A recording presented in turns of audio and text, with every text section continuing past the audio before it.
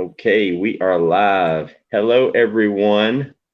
Before I do the hellos, let me go ahead and get Gemma. I'm gonna drop the link for you if you want to come on up, sweetheart. And anybody else, if you want to can with us, we got plenty of room on the panel. Here comes the link.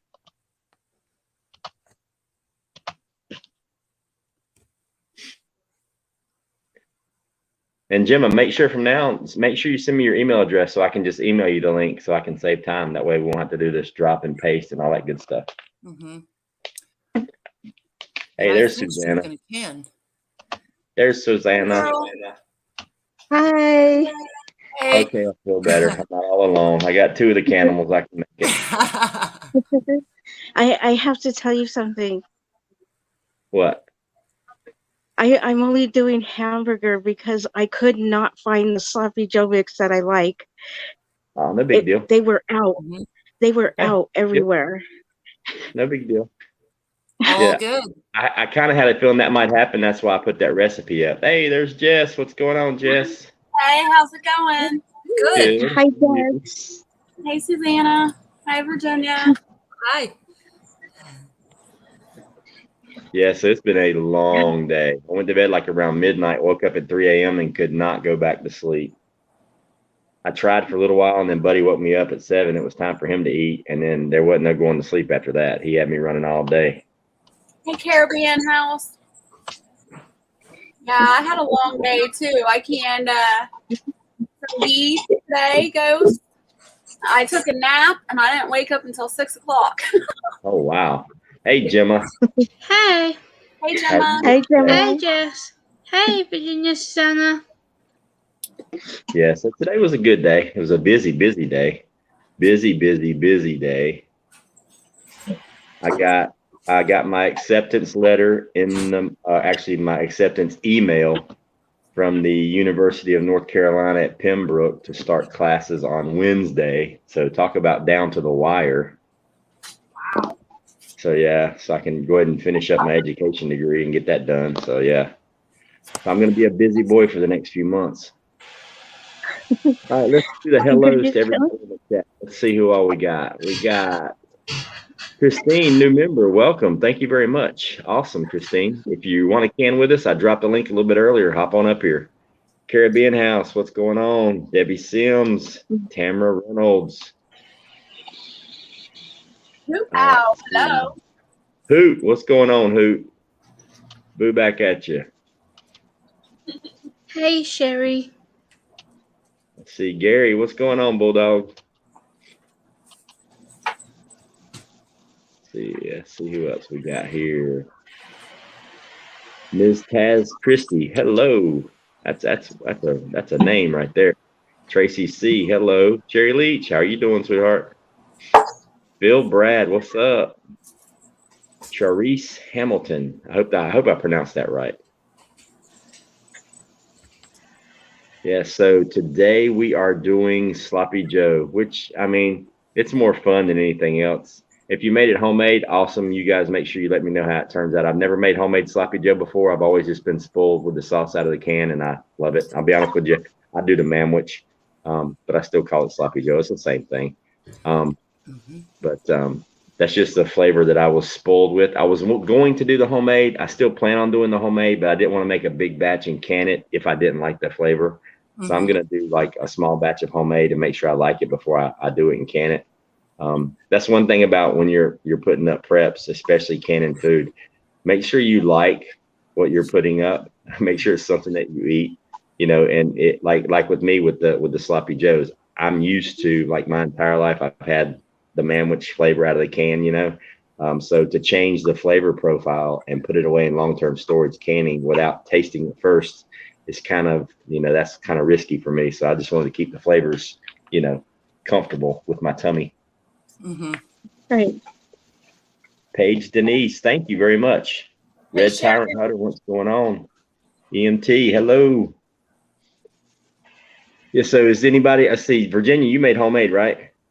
Nope, I manwiched it because, like you said, that's what my kids are used to. That's the flavor profile. Yeah. So I went with the classic. Yeah, that's what I did. I mean, I don't like to change up the flavors if it's something I like without tasting it first. For sure. How about you, Susanna? What do you got going on? Just the hamburger because I couldn't find what That's right. I couldn't find what I liked, and I don't like the sandwich. And The great there's another one that I do like, and they were out of it everywhere, and I couldn't find it. And just well, like the you good were part saying, about I didn't want to do something that I didn't like, but I could always yeah, add it later. exactly. The good part about it is all you got to do is dump it in with the hamburger meat that you can, and it's I mean you get the same thing, so it's awesome. Yeah. Stanley Laddie, what's going on? Christine, hello. Shannon Graham, hello. Stephanie Joe, welcome. Yeah, so yeah, today was a busy day, man. I got to tell you guys about my tomato, that big Zac that I only had one on the plant forever, and then I finally got another one. Like 2 days ago, it put 4 fruit on one set. So now there's 6 on the plant. But the one that's big, it is bigger than my hand, okay? And I don't have small hands.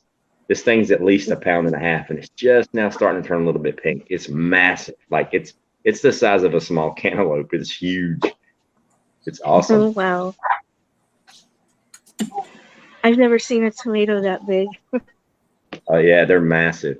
Sherry Leach, you can do it either way. I mean, we canned ground beef a few weeks ago, but today we're doing a complete meal. So we're canning the sloppy joe completely made. You can just dump it right out of the jar onto some bread and go to town. But like we were talking about with Susanna, you don't have to. You can leave it in the can on the shelf and just can your hamburger meat and add it later if you want.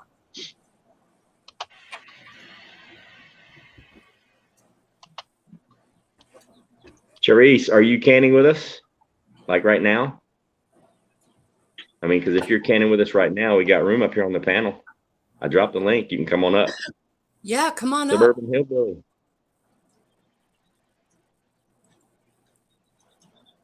And hello to everyone that's come in. It's great to see everybody. Hey, Stanley. Yes, hello everybody in chat.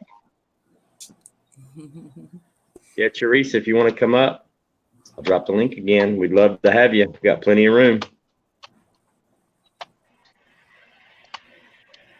I paid to get the extra subscription with StreamYard to get 10 people up here.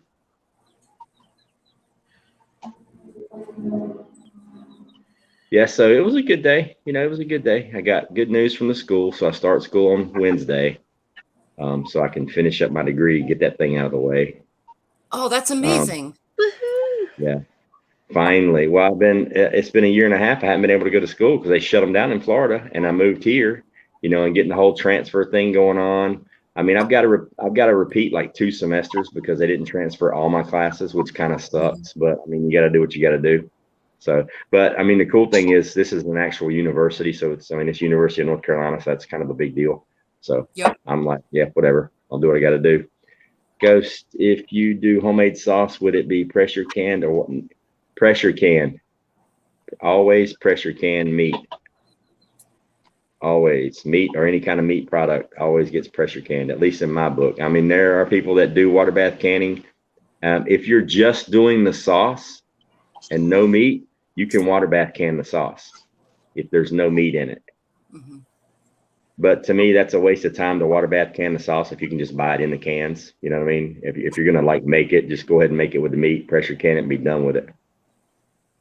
Thank you, Stanley. I appreciate that. 1260, welcome. I do not believe I have seen you in the room before. If you have been here before and I missed you, I do apologize. I try to remember all the names. Shift Hi, Kicker, 1260 and Stephanie.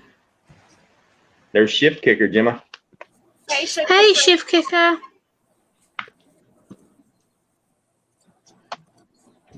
Yeah, I looked for a lot of really easy recipes to follow to do it homemade, and there are like so many recipes out there.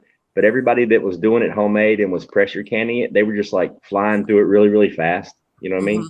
And I was like, man. So I picked one that looked, you know, pretty simple and threw it up there just, you know, for, you know, just to see if everybody wanted to do it. Felicia, let's see what Felicia says. Felicia says, hey, everyone, I'll be watching. Too tired to can live. Been going all day. Canned ghee and seedless red grapes already today. Sweet. How'd your ghee turn out?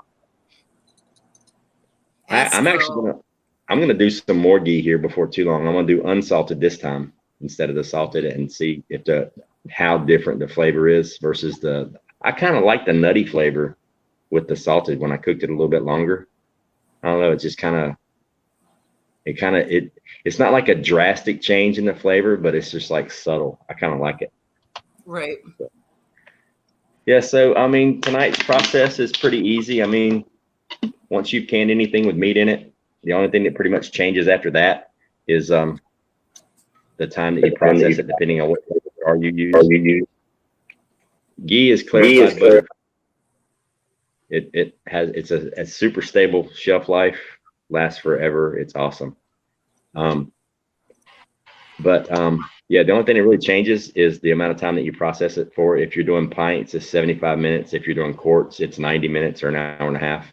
I myself am doing quarts simply because when my family of 3 eats manwich, we can tear up a quart no problem. So that's like one meal size.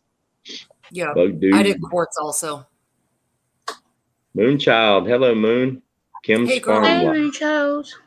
Hi, good child. Susanna, are you doing quarts? We'll see in a minute. Yes, I am. Sorry, I didn't realize I was muted. It's okay. Caribbean House, you want to come up here with us? We got room. Hello, Caribbean House. My major is middle grade science. 6th, 7th, and 8th grade science. Wow. But I'm also probably gonna, like coach football or something, or I'm definitely gonna get involved in the horticulture stuff, and it just depends on what openings are at the school.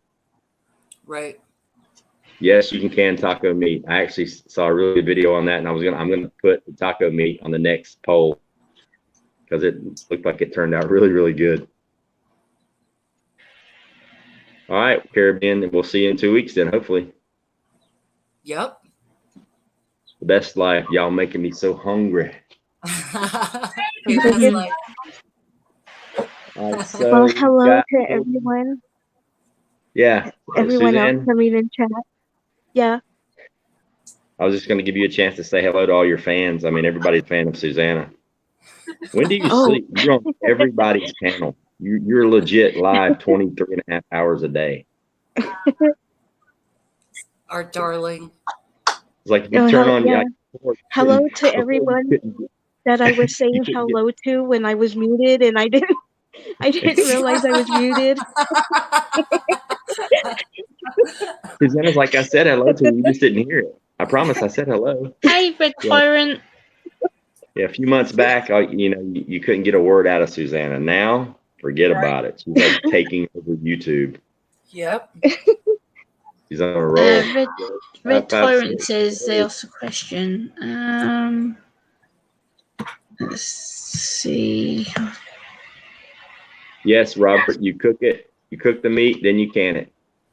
Mm-hmm. Yeah. Red Tyrant, you need to repeat your question that you asked. I can't see it in the chat. It's like we're going to shop before you go. Yep. Yeah. So all we're going to do now, everybody's manwich or meat or whatever you're canning is already done. So now we're just going to jar it up and put it in the canner and let it go. So let's get to jarring everything up and we can get this whole canning process started. Hey, Brian. Good to see you. If you guys have any crazy questions, just put them in there, and Gemma will yell at me, and I'll answer it. Yes, if you tag me in the chat, then I can then read them and point out to go. So I read the chat whilst the guys are doing their canning things. So, and by the way, on I will announce right now on either Jess's next cannon stream or on Ghost's next cannon stream, I will actually be tagging along with them. My canning equipment's actually at my dad's. We picked up the canning stuff earlier, and so next stream I shall, depending on what recipe we're doing, I shall be joining in. So nice. Yes. Awesome. Yes, I did, Shift Kicker. It's at my dad's house. So he's actually bringing that here late today, my time. So hopefully I'll be here by this afternoon, later on today. But it's all nice and shiny and new and waiting to be used. So yes, it's at my dad's Oh, house. congratulations, Grandma. We can't wait to see you canning with us next time. Yep. Yeah, I'm excited. It's something that, like I said to Ghost and Jess, it's going to be new for me because I haven't canned before. I've seen like my gran and people do it, but I've never actually done it myself. So, Gemma, ask Ghost how many types of animals the Canimals can can. What was that? Is that a joke question? Is that actually a genuine question? We can can them all. Yeah. We can get them in the jar. We'll can them. I don't know if that's a genuine question or if that was meant to be a joke. That was a joke. Okay. Yeah. Bug Dude and Prepper 101, they kind of run in the same circles. Oh, okay. Similar jars like bought etc. There are US on what? I've got like the jars for like the canning. Like I've actually got like the proper like the mason jar ones that the guys on here use, the actual screw lid ones. I've actually got the proper cannon jars and the actual little funky utensils that they use to put the canning jars into the actual canning machine. I've actually got the little, I don't know what they call it, the little utensil, I guess. So yeah, it's literally very, very new to me. I'm literally very, very new to all this. So I've got a lot to learn. A lot to learn. You'll be just fine. We'll figure it out together. Christine says, how long is the shelf life for most meat products? Is it the same for no meat products, Ghost? If you can it correctly and you store it correctly, honestly, I don't think there is a shelf life. After a certain amount of years, the nutrition starts to deteriorate, but if it's canned correctly, it's safe for many, many years. I mean, I know people that are eating meat that's been canned for in excess of 10 years. I mean, I'm eating stuff that's 4 and 5 years right now, and it's perfectly fine. So it's a long time.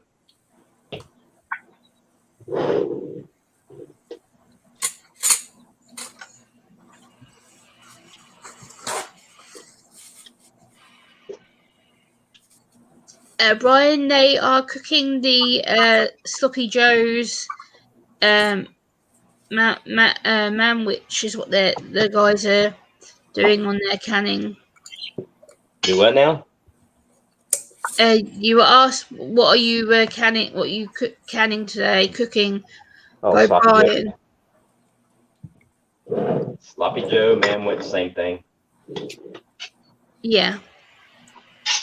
And I'm just hanging out on the panel doing my own thing.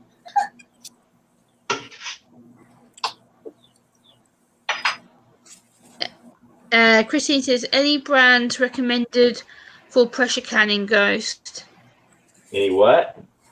Christine says, any brands recommended for pressure canning?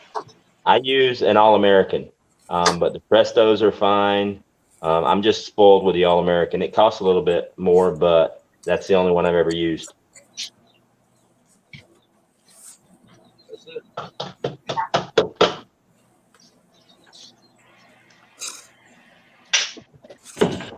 Yeah, so guys, if you do have any questions for Ghost, tag me in the chat, and as soon as I see it, I will let Ghost know there's a question. So make sure you tag me in the chat, so then I can make sure that it reads it. Kicking at home said hello, and to your question, it's currently 25 past 1 in the morning for me right now. So, yeah. Wow.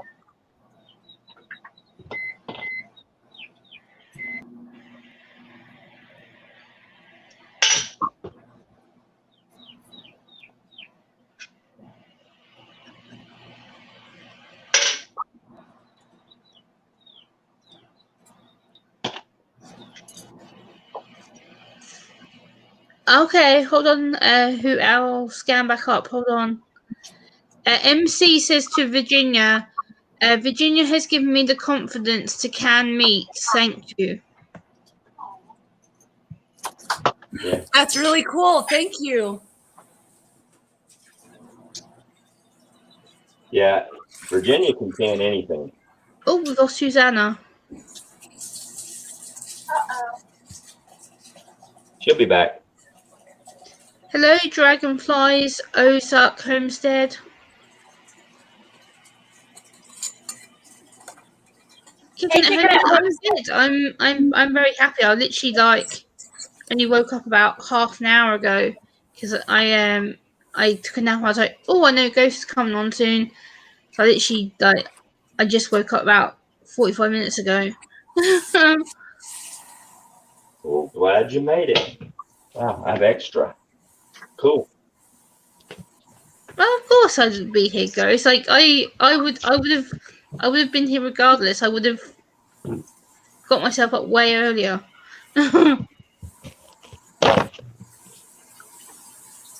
Stephanie says, "What is Jess up to, and what is Jess cooking?" There's no telling with Jess. She's just hanging. I am actually doing broccoli soup base. Broccoli soup base. Nice. I used up all my hamburger the other day doing meatballs and chili, so I didn't have any meat left to do a sandwich, so I needed to get this broccoli processed. So I figured I'd just come out, hang out with my friends, and do broccoli soup. That works.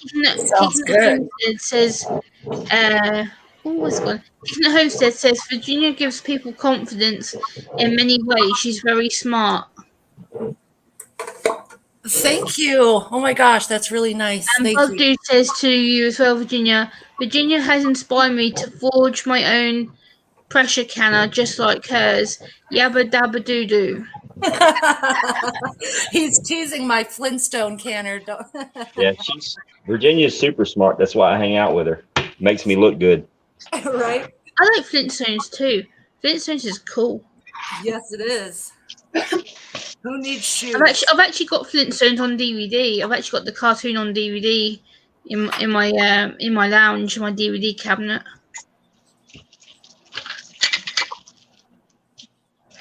Christine says, "Are the all American pressure canners meant to be pricey, Ghost?" Yeah, they're pretty pricey. They're like mine. I got mine for like $2.25, but it's been a few years ago. I think now they're selling for over $300. Yep. Hey, Stuart. Hey, Be Charming. How are you? Stewie. Hey, Stuart. Hey, Be Charming. Red Tyrant, you are visible, Red Tyrant. I did see your other message earlier, and I said to you to repeat the question that you'd asked because I didn't see it in the chat. Hello, Pirate Chef Prepper. Wow, tongue twister. Hello, Lady Kalska. Lady Casca, good to see you. Hello, Debbie Sims. Hello, Moose Man. Moose. Hello, Farmer's Son Prepping. Wow, all kinds of people are popping in. Hello, Kim's Farm Life. Hello. Is it Lola's Venture? Lala's Venture? Sorry, I mispronouncing your name there, but hello. Hello, Hoot Owl. Be Charming, good to see you. Stuart, hello. Good to see you again. Pirate Chef Prepper says, if you guys want to learn some in-depth science and processes for canning, Red Rose Homestead is fantastic.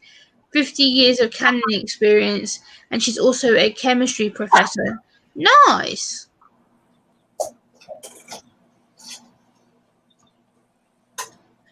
Hello, Rip Curl. How are you? Rip, what's going on, brother? Hello, Prepper Chick in Texas. Hello. Hello, Jules Goldstein. Sorry. Hello. Rip Curl says, at Ghost, this way, if what is happening now happened, we could track every piece of equipment back to every single fighter and stronghold, Ghost. Yeah, that's true.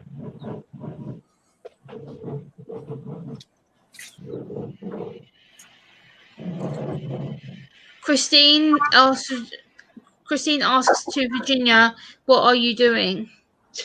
I'm just making sure they're lined up in there and not, because I've got a really tight squeeze. The inside of my canner is smaller than the other people here.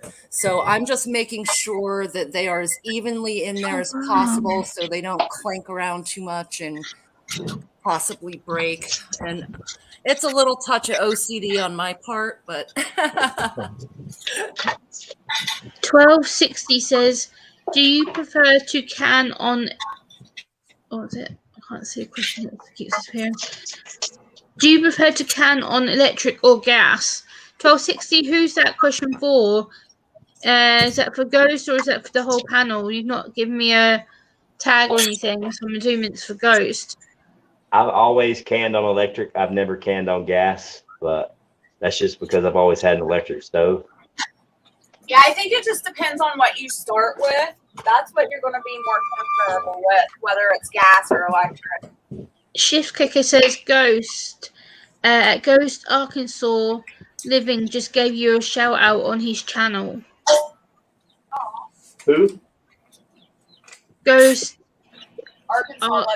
Arkansas. Okay. I think it's how it's pronounced. I may be butchering it, but Yeah, he's a good guy. I like Arkansas. hey, Firefly. Hey, Firefly. Raven.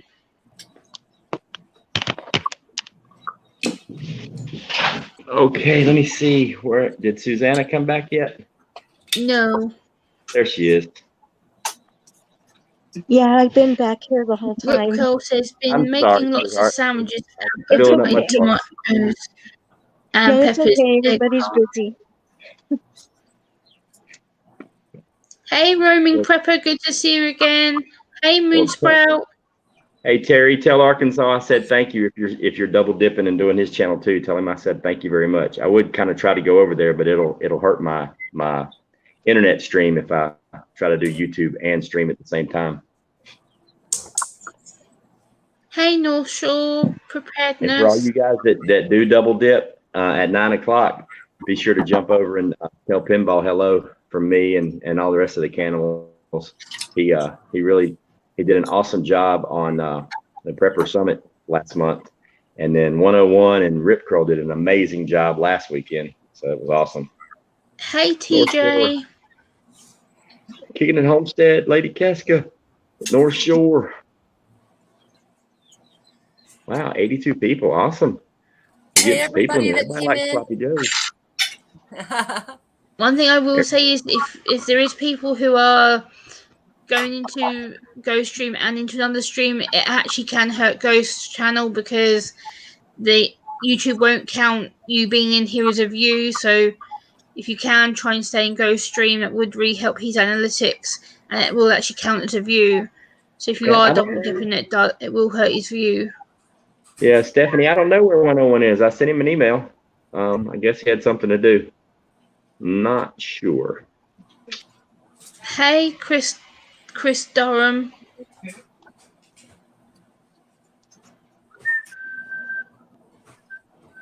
Hello, Roaming Prepper. Hello, Charlie Marcus. I dropped the link if anybody wants to come up here and chat with us while we're doing this thing. North Shore, you want to come up? Hey, Mountaineer, whoop, mispronouncing that, but hello, Mountaineer. I don't know, muck your name up. Hello, Gail. Hey, Redneck Prepper, how are you? Hey, Firefly. We got room for 5 more up here. Hello, everyone coming in. Bug Dude says 101 is taking a break from YouTube for a bit. Okay. Yeah, we wore him out last week.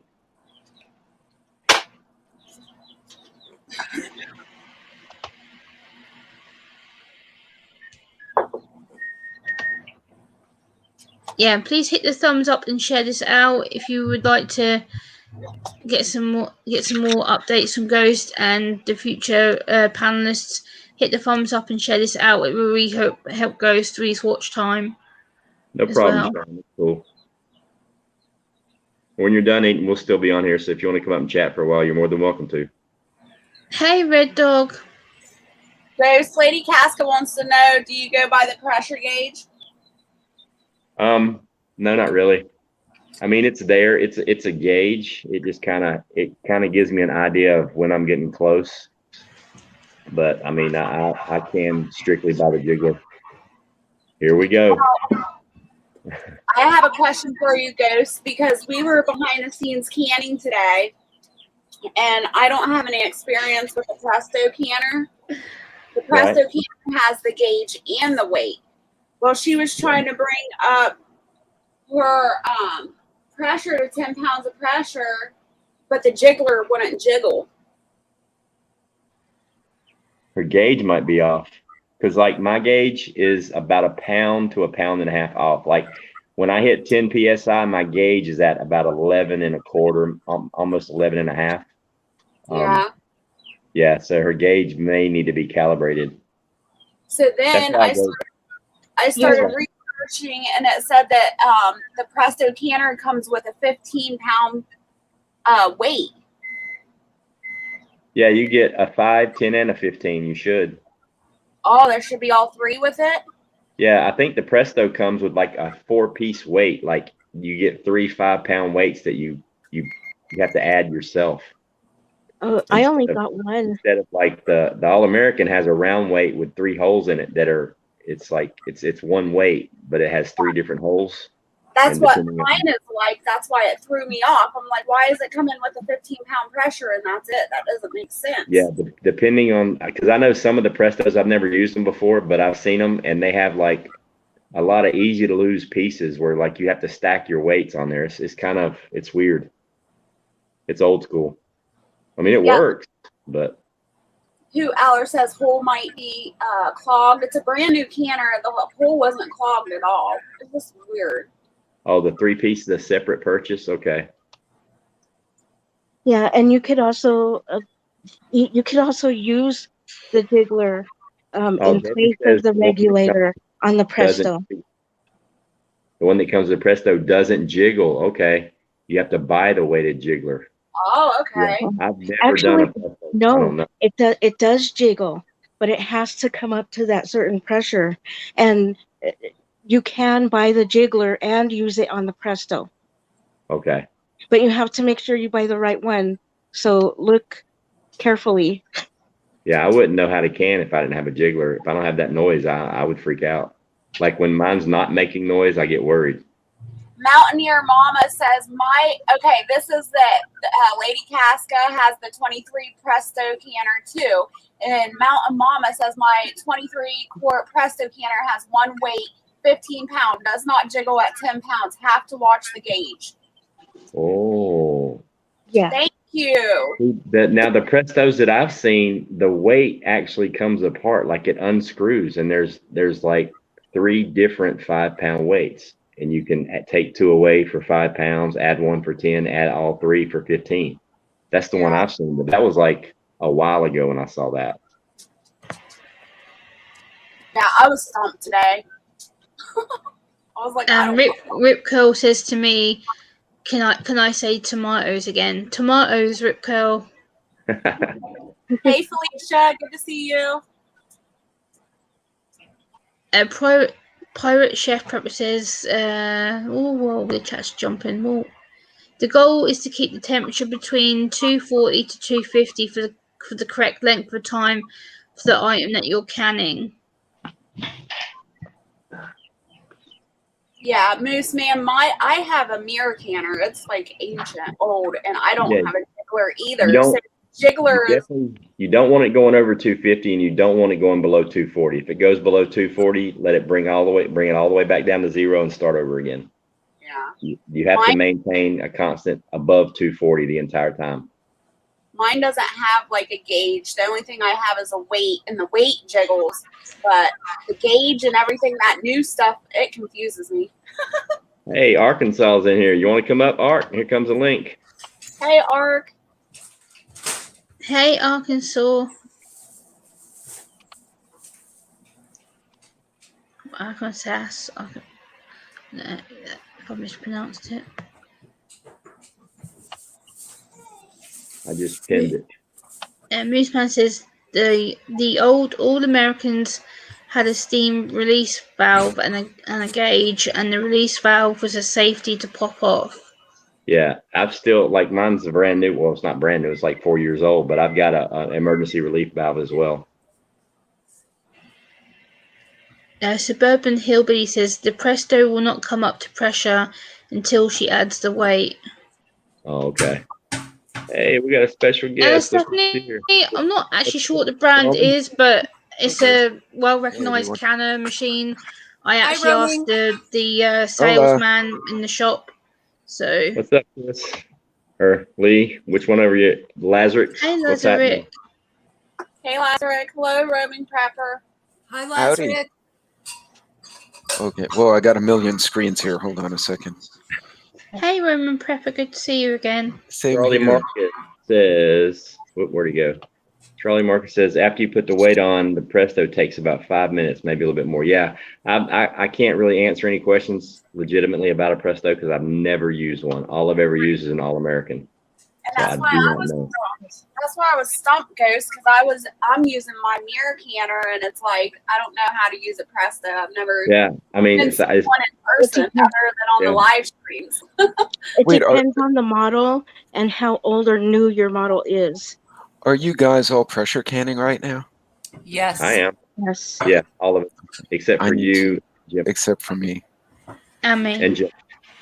No. Okay. Oh yeah, Jim is not canning. So what's the shelf life of veggies when you pressure can them? It depends. The shelf life of anything that you pressure can depends on how you store it. If you canned it correctly and you use quality stuff and a new lid, literally, if you store it correctly, I don't think there is a shelf life. The food, it doesn't technically go bad until it loses that seal. What happens is over time, it will lose its nutritional value, especially if it's in direct sunlight. If it's getting direct sunlight, either direct or indirect, even ambient sunlight, that decreases the nutritional value. But the food's going to stay good until it loses a seal. No kidding. So it's really contingent on the seal failing before the food fails. Yeah. Huh. Okay. I need to. Red Dog, a pressure canner. If you're canning anything with a meat product, it's in a pint, it's 75 minutes. In a quart, it's an hour and a half. But it's time well spent. Okay. Yeah, what's the typical expense on a pressure canner? A good one, a couple of $100? Yeah, right now with the way the market is now, the All-Americans, like the one I have, I've had it for about 4.5, 5 years now, and it costed me $225. But right now they're selling for over $300. Oh, but they last forever. Like that one that Virginia Roots is using right here. Yeah. Honest to God, that thing was made in 1920, what? 24, 1927. 1927. Wow.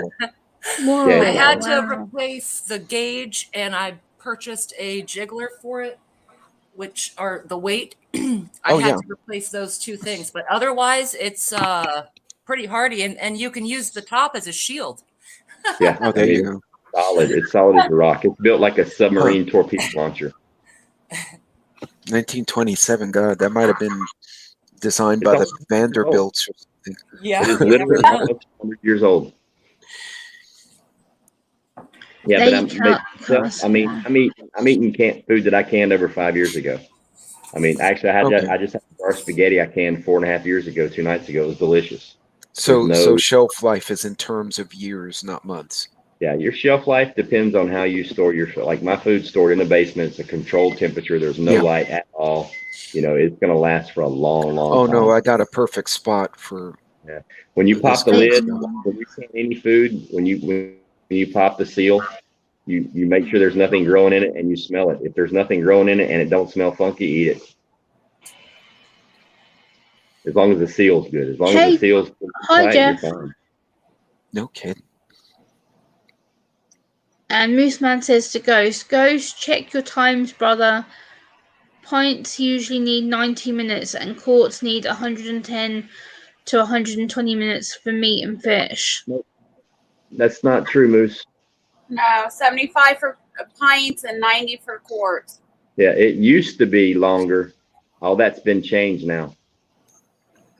It used to be longer. I know, like there are people you can legit water bath canned meat. You just have to do it for like you start on Sunday and you can't stop till Thursday. Yeah, like it takes forever. No kidding. That's why I wanted, because y'all are canning, and this is my next project, and I figured you guys could answer all these 101 questions for me. Virginia Roots with that 100-year-old canner. The first time she canned was live with us. Susanna, the first time she canned was live with us, wasn't it? Yep. Yeah. That was awesome. Kim's Farm Life says, Keto Homestead, what you can, and I am canning broccoli soup base. Next week we do the canning every other Saturday. So next Saturday is the Prepper Summit, and the following Saturday, since the poll was so close this week with Sloppy Joes and meatballs, and somebody actually cast a vote after the poll stopped, which put meatballs over the top, but we'd already decided on Sloppy Joes. So I'm thinking that just as a consolation prize, since a lot of people wanted the meatballs too, that we'll do the meatballs on the next canning section, if everybody's cool with that. Have my entourage. I've never done meatballs before, Sounds good to me. Hey, there's Jeff Barrett. What's going on? I haven't missed anything. Got mine from Amazon. I'm a Prime member, so I had free shipping, so that was like really good. Okay, so if I was a new canner and I was looking for recipe, hold on, I have dogs fighting under me. Guys, go somewhere else. You heard that? If I was looking for the recipes, do I get the ball canning book, or is that a good place to start? Yeah, that's the first book I got was the ball canning book. It's got a lot of really, really good recipes in there. And everything you need to know, you can learn pretty much from the ball canning book. And then it's just trial and error. I mean, it doesn't really matter what you're putting in there, meat wise or vegetable wise or whatever. The ball canning book covers it all pretty much. In my experience, it does. Now you can get creative and can things that they say you can't. Like I can milk. Jess at Keto Homestead, she cans cream cheese. I mean, they're not FDA approved. And while we mention that, let me go ahead and drop the disclaimer in here too. I've got it in the description, but we are not professional canners. This is for entertainment purposes only. Some of the recipes we use may or may not be approved by the FDA. You guys do your own research if you're going to start canning, and can at your own risk.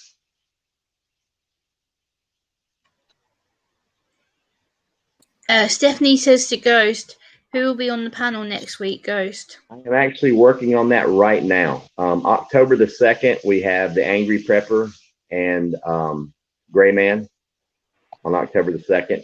I'm in the not negotiation, but I'm in the planning phase with Rudy, the Alaska Prepper, to get him a slot to do it, hopefully within the next month. I'm actually talking to Magic Prepper, trying to get him on. But I have not nailed down or decided who it's going to be this week yet. I should know by Wednesday. So next weekend, Jeff, is the Prepper Summit. We can every other weekend. The next weekend, Prepper Summit. The following weekend, we're going to do meatballs. Pirate Chef Prepper says you should also consult the FDA canning book. You can download it free from their website. And you can also log on to the National Center for Home Food Preservation, and they are a wealth of knowledge. Like you can get, the ball canning book and the National Center for Home Food Preservation. Right. It's like all you need. And just step by step. Yeah, the ball canning book is great. My go-to is the National, Canning Bug Association. Dude says Ghost and the Canimals are not professional canners. They just play them on YouTube. That's right. That's true. Charisse, thank you so much. I really appreciate that. It's very sweet. Thank you. Thank you for the donation, Charisse. Next time you got to come up here with us, Charisse. Well, I'm going to go hit Amazon. I might have to pick up a few new books here so I can read up on what you guys are doing. Yeah, definitely. Yeah, I mean, I've a lot of stuff out of the ball canning book. Charlie But, Marcus says a lot of things USDA are Complete Guide to Home Canning is a good one to have. Yeah. Like once you can meat and you figure out how to do meat and you know what kind of vegetables and you know the high acid foods versus low acid foods, what you can water bath can, what you have to pressure can. I mean, once it just kind of falls into place really. And then like if I have any questions, I'll just ask Jess because she knows everything about canning. So because we went to a farmer's market today out here in Texas, and there were so many canning tents, if you will. I mean, folks, jams, jellies, veggies, you name it. And I said, all right, I guess that's going to be my next project. So, hey, Latina. all right. Well, I'll leave you guys to it. I just wanted to pop in and hit you with some questions and say hello. Brother. Anytime. That's hey, hit me good. with an email. It was good I to will see do it. you. Same here. Good to see you. All right. Take care. Y'all be safe this weekend. All right, you too. Christine, to the whole panel, what's your favorite thing to can and what's the most difficult? I'll go first. My favorite thing to can is chicken because you get free chicken bone broth with it. I love doing it, but it's also, in my opinion, the most difficult because it is an all day. It's usually a 12 to 14-hour process when I do it because I make several batches and it takes several hours to get the bone broth right. Sometimes it's a 2-day process. So not only is it my favorite, but to me, it's also the most difficult because I make it that difficult. I would have to say my favorite thing to can is chicken also, but that's because I get chicken stock out of it. So I get 2 things out of one process, basically. Thank you, Romy.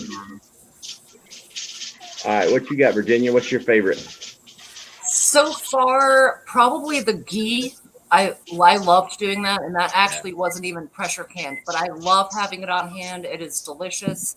I've not done chicken yet, but I suspect that'll be up there once we get to that. But the ghee or the plain hamburger that we did, because you can add anything to it. I've made tacos, nachos. You can make it into chili or spaghetti. It's a blank slate, so I like having that on hand also. What about you, Susanna? My favorite thing to can is both the hamburger and the roast beef. Those are my 2 favorite things to can. Yeah. You can can milk. Yes, it's not approved by the FDA, but I can milk and I use it, and it's delicious and it's stupid easy. I mean, it's fall off of a rock. Stupid easy. Latina Prepper says, do you use pectin and jams? Some recipes don't require it. Yeah, sometimes I do, sometimes I don't. It just depends on what you're jamming or what you're making. Yeah. Now, yesterday, or no, it was the day before yesterday, I made homemade pectin. You can do that out of raw green apples and make your own homemade liquid pectin, and it'll last a really long time. Brian says, does anyone can rabbit? I do. Can rabbit. Ghost is going to eventually start canning rabbit as well. Pirate Chef Prepper says, Ghost, have you ever raw packed chicken? Yeah, we did that, 4 or 6 weeks ago? We did it last month. We raw packed chicken. Yeah. Oh, yeah, you did, yeah. Mm-hmm. Brian Lloyd says, how long does meat last after you can it, Ghost? It depends on how you store it. I mean, years and years. There's your raw packed chicken right there. Yep. And Oh, I put this wow. in raw pack. The very bottom, I actually put in a whole chicken thigh, and then I put 2 legs on top. And they look great. Yep. Nice. Yeah. So meat. I mean, as long as you can it correctly with quality equipment, a brand new seal on the lid, and it's stored correctly out of the sunlight, out of ambient sunlight, and in a temperature controlled environment, it will last for decades. Dragonfly says, I'm going to make canned watermelon rinds, preserves, and watermelon jelly. You're going to have to let me know how that turns out. I was just talking to a couple of people about that today, and that is one thing I have never done. Christine says, once you've canned something, how can you tell if it's gone bad before you open the jar, Ghost? Before you open the jar, usually you'll know because your seal is popped on the lid, or you'll see stuff growing inside of it.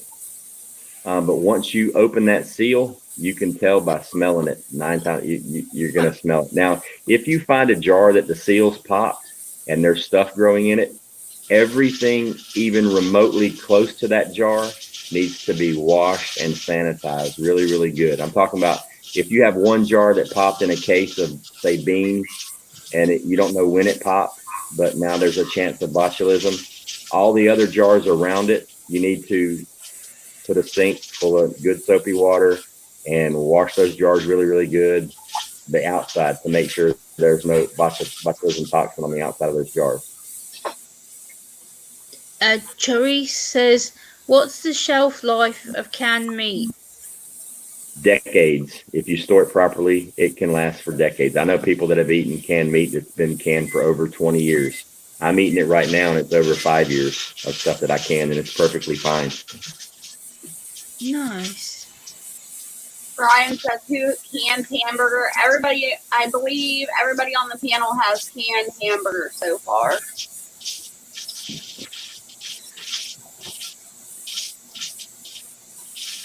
Brian, we just canned hamburger 4 weeks ago, 3 weeks ago. 4 weeks ago, yeah. 2 weeks ago, we canned sausage patties, breakfast sausage. And I think Virginia canned hamburger patties when we canned sausage patties. Or was I did that sausage and 101 did hamburger. Yeah, 101 did hamburger patties. Yeah. But I've done hamburger patties several times. They work just fine. What meat would be good to can for gravy-based meat?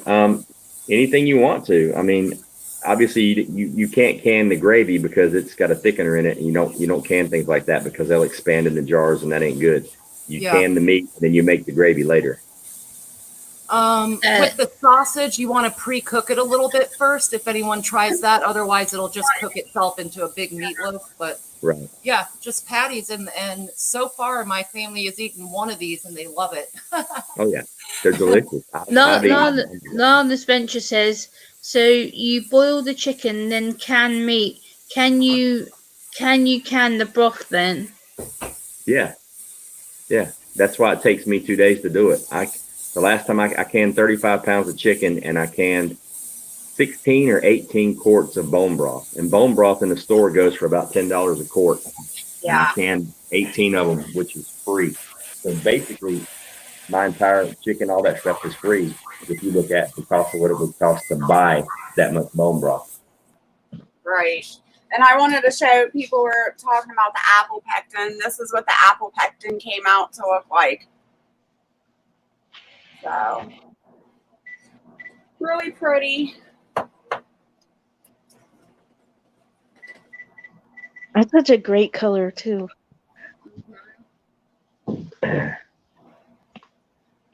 Being Charming says, preferences for raw pack hamburger or hot?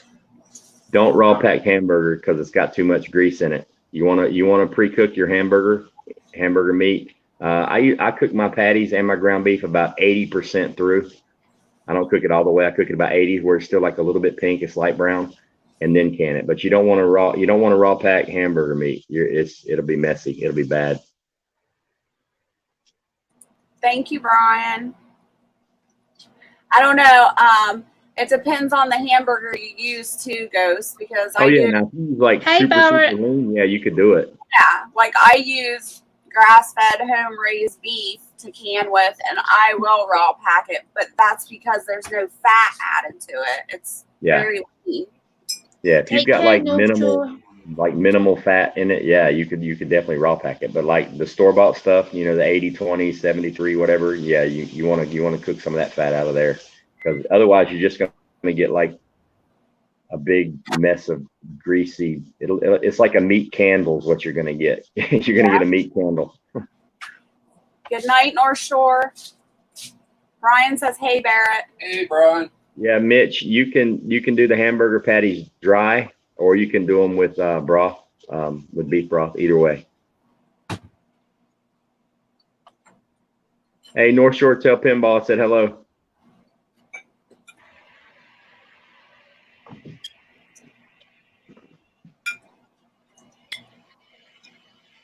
Ghost, have you ever canned on an open fire? No, not yet, but I plan on doing it. I'm building a fire pit out back. I want to do it just as a Sweet. challenge, just to do it, just to show that it can be done. I mean, I know it can be done. I know it's going to be a pain in the butt. You know, keeping the pressure right.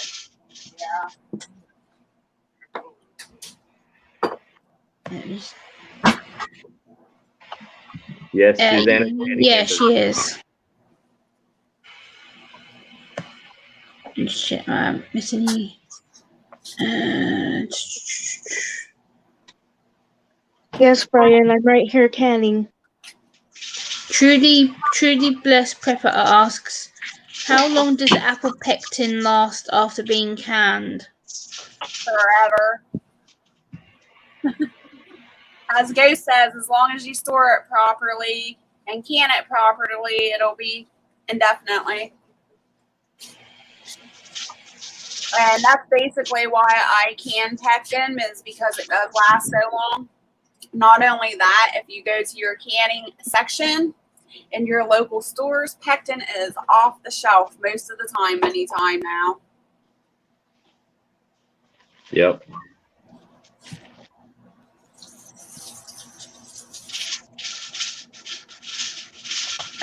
Jeff, I didn't see you asking any questions, Jeff. I'm sorry if I missed it.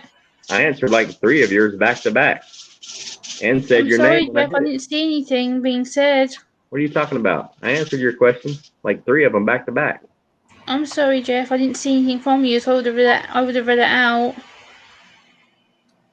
Sorry. Oops. Now I Asked feel me if I bad. ever canned over an open fire. I said not yet, but I plan on doing it. That wasn't like 3 minutes ago. And then before that, you asked. I remember answering your question. Sorry, Jeff. I feel bad now. I don't. I answered them. Brian wants to know, what kind of apples do you use? You want to use the ones that aren't quite ripe yet, the little green ones, right before, you need to use them when they're small, because you're going to get the most pectin out of the skins and the core.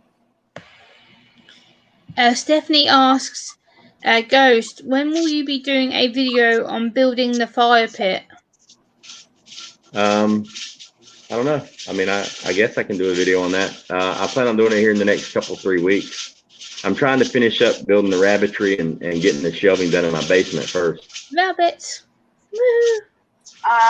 Everybody's asking if I have a video on the pectin. I don't. I did a live stream, and while I was on the live stream, I was processing the pectin. But probably next week I'll be doing another pectin round, so I will definitely put out a video. Brian has a question for Jess. He says, what kind of apples did you use, Jess? Yeah, I answered that. They're the little green ones. Okay. Yeah. Is the olive oil usually with peppers and herbs, etc. in it a canning thing? Gemma, is it olive oil you see with peppers and herbs? I haven't actually started canning yet, but I guess olive oil I should be able to can. I don't know how it would work, but I guess as long as, like Ghost says, you can it properly and you store it correctly, then I guess I shouldn't have any issues. Plus, where I live is pretty dry Rip, most of the time anyway. Rip was just following your instructions and tagging you. Oh, okay.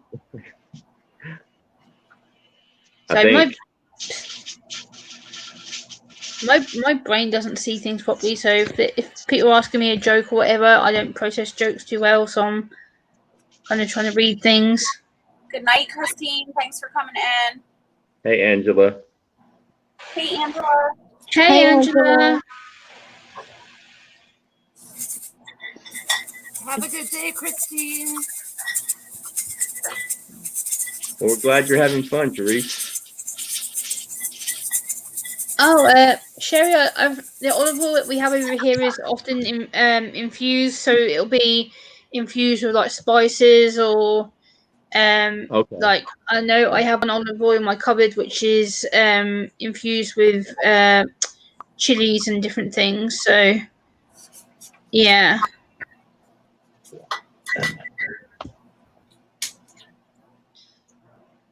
Virginia, you got a question from Latina Prepper there. Latina, this pot holds 6 quarts. I can look at the bottom later on. We looked at it once before. I don't remember how many liters it was, but it holds 6 quarts or about 8 pints. Actually, about 7 pints. It's a smaller than what a lot of everyone else is using, and I cannot double stack in mine easily. I could with really tiny jars, but not with pints. Charlie Marcus says all our apple trees got frostbite, so no apples around here this year. Gonna have to buy some. Ouch, that's sad. Yeah, that is sad. Yeah. I've got a whole bunch of apples coming up because I cut down a cherry tree that was right next to the apple tree. So it opened up a lot of light, and I'm going to try and make cider for the first time and distill it. We'll see. Jerry says, okay, so what's the difference? Whoa, the chat's jumping. Sorry, guys. What's the difference between infused or canned? Infused. If you infuse something, it's preserved by the oil. If you can, it's preserved by the pressure of the canner. That's good to know. Yeah, we got some jiggling going on. Let's see. Where was that question? Does anybody can pig feet? I do not can pig feet just because the appearance of it is not appetizing for myself. But when I do process chicken, I will process the chicken feet in my bone broth. You'll find, Therese, it's good to ask questions. That's what I'm doing here, being on the panel. I ask questions. It will help me when I start doing things. So we all learn. Hey, happy birthday, Hoot! And it's Happy birthday, Hoot! Today is my YouTube 6-month anniversary. 6 months ago today, my first video. Congratulations, Ghost! Woohoo! Happy birthday, Hoot! Happy birthday, Robert Troll says, Ghost, how deep to have to go to make a can house here in North Carolina? I'm assuming you mean like a place to store your canned foods. I mean, I have mine in the basement. You only have to go down a couple of feet below ground level to get a constant ambient temperature. So you don't have to go very deep. If you don't have a basement, you can literally just get a galvanized trash can and bury it to the lid and just put your stuff down inside there, and it's basically a root cellar. A lot of people do that. Happy birthday, Hoot! I moved a little further away from my jiggler, so hopefully my sound isn't as bad, you guys. Yeah, it's been 6 months, man. I can't believe it. That's crazy. Yep. 6 months to celebrate, Ghost. Yep, 6 months. Yeah. It just seems like not that long. Do what? It doesn't even seem like that long. I know. Barrett said for a root cellar, you gotta dig 3 feet. At 3 feet, it won't freeze. Yeah.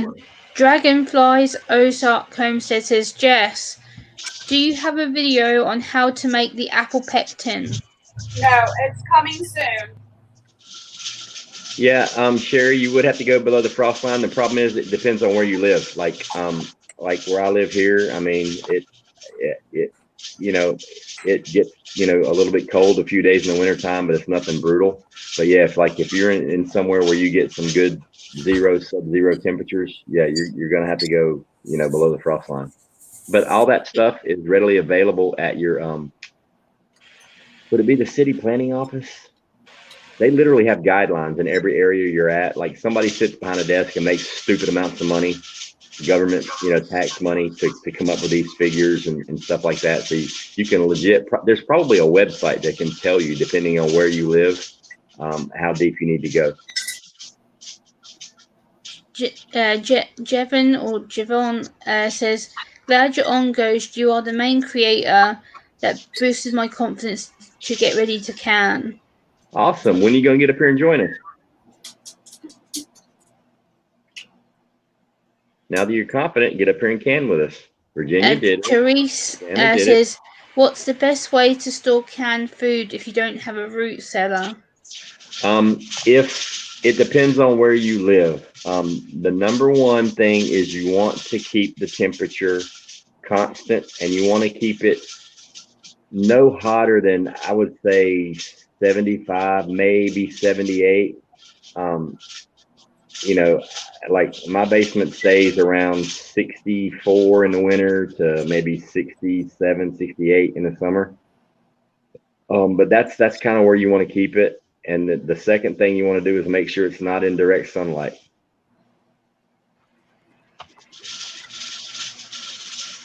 Thank you, Stanley. I appreciate that. Yeah, it needs to be a cool, dry place out of the sun. Yeah, in a perfect world, you want to keep it below 70, in the 60s. You don't want to go too much lower than that, and you don't want to go too higher than that. The thing is, a real important thing is you don't want a huge temperature swing. You don't want your stuff to be in the 50s in the wintertime, and you don't want it to be up in the high 70s in the summertime. That's too much of a temperature swing. You want to keep it, maybe 6 to 8 degrees and have it be a gradual change from winter to summer. Yeah. Jevin says, I'm not tech talented. I can only text and observe. Oh, well, that's fine. As long as you're learning how to can and you're canning, it works for me. Yeah, so guys, if you do have any questions for Ghost or anyone on the panel, tag me in the chat, and then as soon as I see it, and as quickly as I'm able to see it, I will read it out so people can see that their questions are being answered. I am trying my best to keep up to date with the chat, so make sure you tag me, so then it doesn't put much pressure onto Ghost or the other people who are trying to can their food. Everybody's asking what you're canning up, Jess. Oh, I'm canning up broccoli soup base. Broccoli soup base. Yes. So good. I'm basically canning broccoli and chicken stock, and then when I'm ready to eat it, I'll empty the jar and I'll add heavy whipping cream, and then I'll be able to have cream of broccoli. Oh, that looks yummy. That looks so good.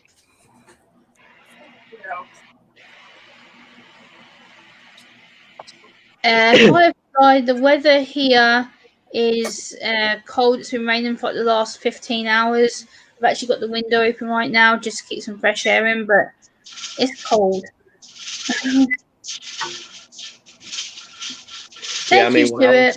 When I was in Florida, I had a spare room in my house. There was no basement, but I kept the room, no sunlight, but the temperature, it stayed in the 70s, usually between 74 and 76 in the summertime. Of course, where I was at in Florida, it's always summer. But, my stuff kept fine for years. Now, having it here in the temperature that I have it in now, it'll probably last twice as long as it would in Florida because the temperature difference and it's more stable. Firefly. I'm in the Northwest and my glasses are slipping off of my face because I'm sweating so much. But it's really only in the 80s. And because I'm used to hanging out in 45 degrees is perfect to me. And so anything that breaks above the 80s, where it's like you can't breathe. But last week and a couple of weeks before that, we broke 115. And that is very unusual for out here, and it was miserable.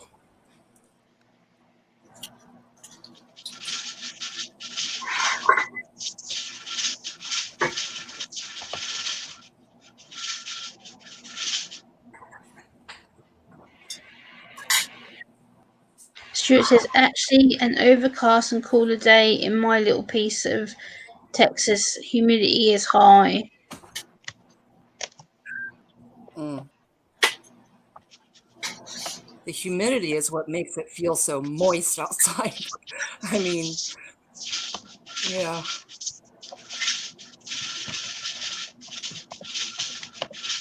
Cherish, how is it in Idaho? Stanley says to Jess, looks awesome. We love cream of broccoli soup. Stanley and Donna. Thank you. And MC is in northern Minnesota. Nice. Pastor of Reality. I'm digging that name. That's really cool. Yeah. Pastor of Reality. I like that. Nice. Me too. I like that name. That's catchy. Klingon Princess. What's going on? MC. Hello. Hello, Klingon Princess. How are you? Hey, did you guys get a chance to watch Hutch's live stream today? Yes. He took us for a motorcycle ride to a state park, I believe it was. It was gorgeous. But he strapped his camera or his phone to like his handlebars on his bike and went down some curvy roads. It was a really cool live stream. It was very cool. Widgets World says they're in Utah where it's hot and dry.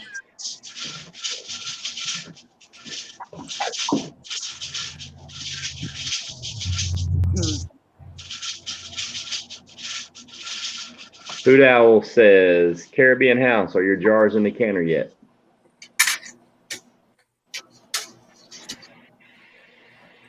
Also, do we know the timer on Susanna? Mine come out at 7:30. That'll be my 90 minutes. But I didn't hear if she had her timer. Stuart says, got a few other canner that have guided me, but Ghost and the ever awesome panel with a push to actually do it. Nice, Stuart. Awesome. At 8. Mine is at 8. The people that actually inspired me and got me to actually start buying the Canon stuff was Jess and Ghost. When they talked to me about it, I'm like, what is that? And then when I start watching them, I'm like, oh, maybe this is something I should be doing. So I've actually started getting myself more involved in learning about it. Yeah. Lala's Venture, it's me.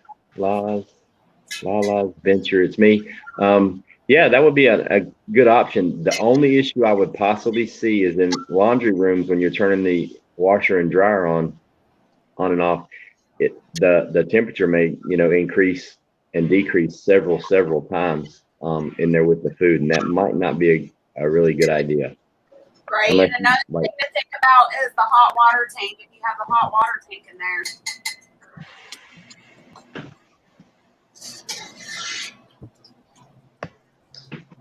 Take it easy, Shift Kicker. Have a good night. Good to see you. And don't get me wrong, if that's the only place you have to store it, you have to do what you got to do. It's just that it's not going to make them go bad in a week, but it's the shelf life is going to be drastically reduced with that temperature fluctuation going up and down. Sunsets on the Gulf are amazing. Says, what's the lady's channel that cans the pectin, please? That'll be Keto Homestead with Jess, who's on the panel. She's the lady that's been doing the pectin things. So. Yeah, if I have a mod in the room, can they drop some links? I know Jess Jess's channel, Gemma's channel. Jenna, you're a mod. You can drop links. Yeah. Okay. I just didn't want to risk the YouTube browser playing when I've got the StreamYard up, so I was trying to keep the YouTube They haven't flow. messed with it yet, so. Hello, Monty. Nice to see you. Actually, yeah, I could. Actually, what am I doing? I could do it with my phone. Actually, what am I playing at? Hold on a second. Charlie Marcus. Charlie, yeah, that is a good question. And believe it or not, I think I get it every single week. How many jars do I have? I do not know. I counted them once, probably 2 years ago, and I was over 1,000. And I still buy jars, so I have no clue how many I have. I know it's well into the 4 digits, but I couldn't even remotely give you a ballpark figure. It's less than 3,000, more than 1,000. Wow. But I've been buying. Oh, there we go. I've been bet to it. Klingon Princess has already been dropping the links in the chat. I just went to do it, and they've been dropping the links. So. Oh yeah, I forgot Klingon's here. Never mind. That's like the super mod. She's all over it. She's killing it. I went to do it, and then I realised that Klingon's already been doing it, so I won't spam the chat out with more links. What's going on, Monty? Hi, Monty. Hi, Monty. Any suggestions if you can the half pints and stacking them? Any suggestions? Yeah, I stack it when I do pints. I'll double stack them. You just got to make sure you have a separator in there. I've done it with the pints several times. I've never double stacked the quarts. I've just done it with pints.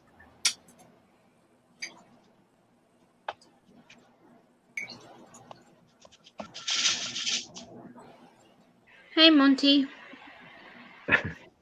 Yeah, I've got several jars. I went on a jar.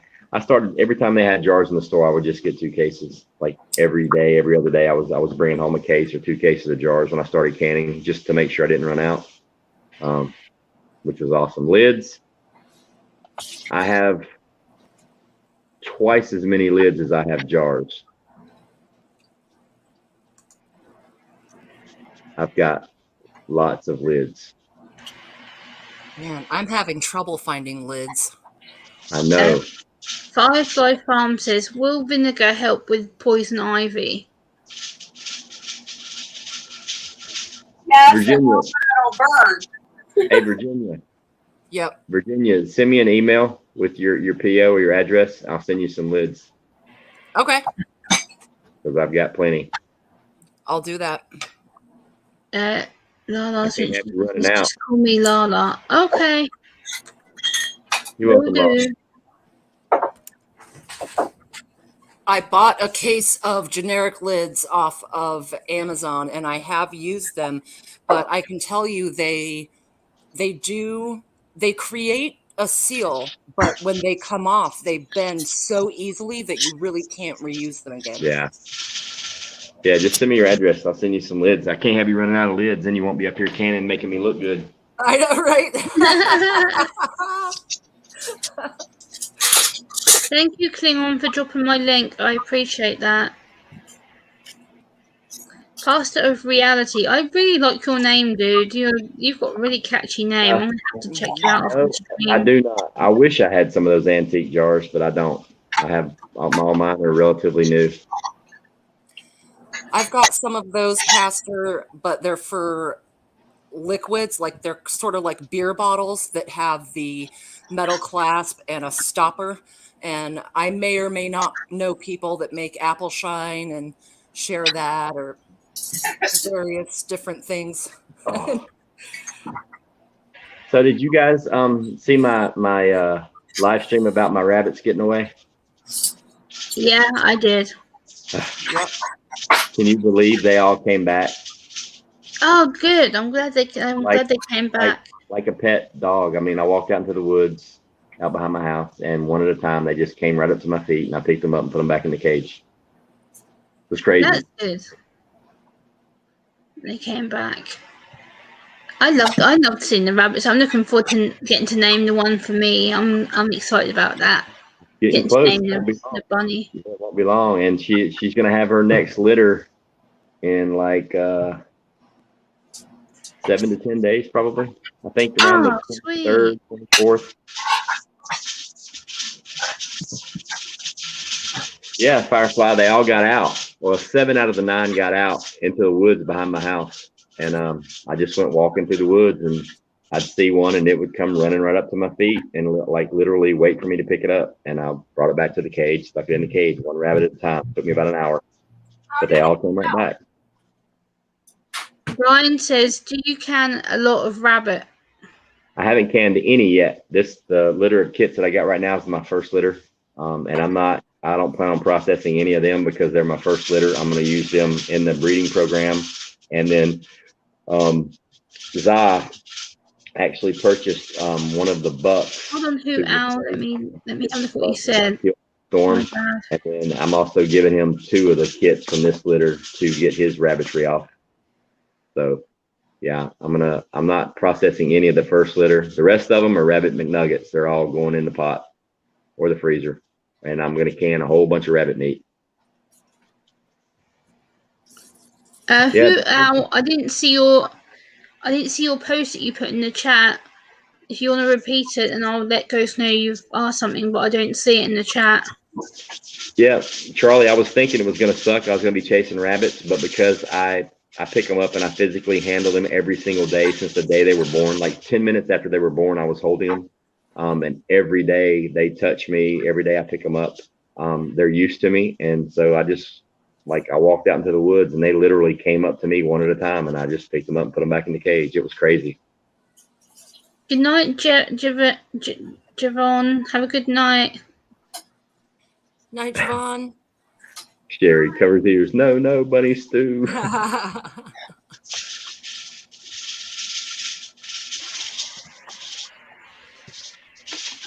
So who else in the chat was canning? I believe Caribbean, and I thought there was someone else. Brian's asking Jess, is Barrett canning with you tonight? Barrett don't can. He stays far away from the canner.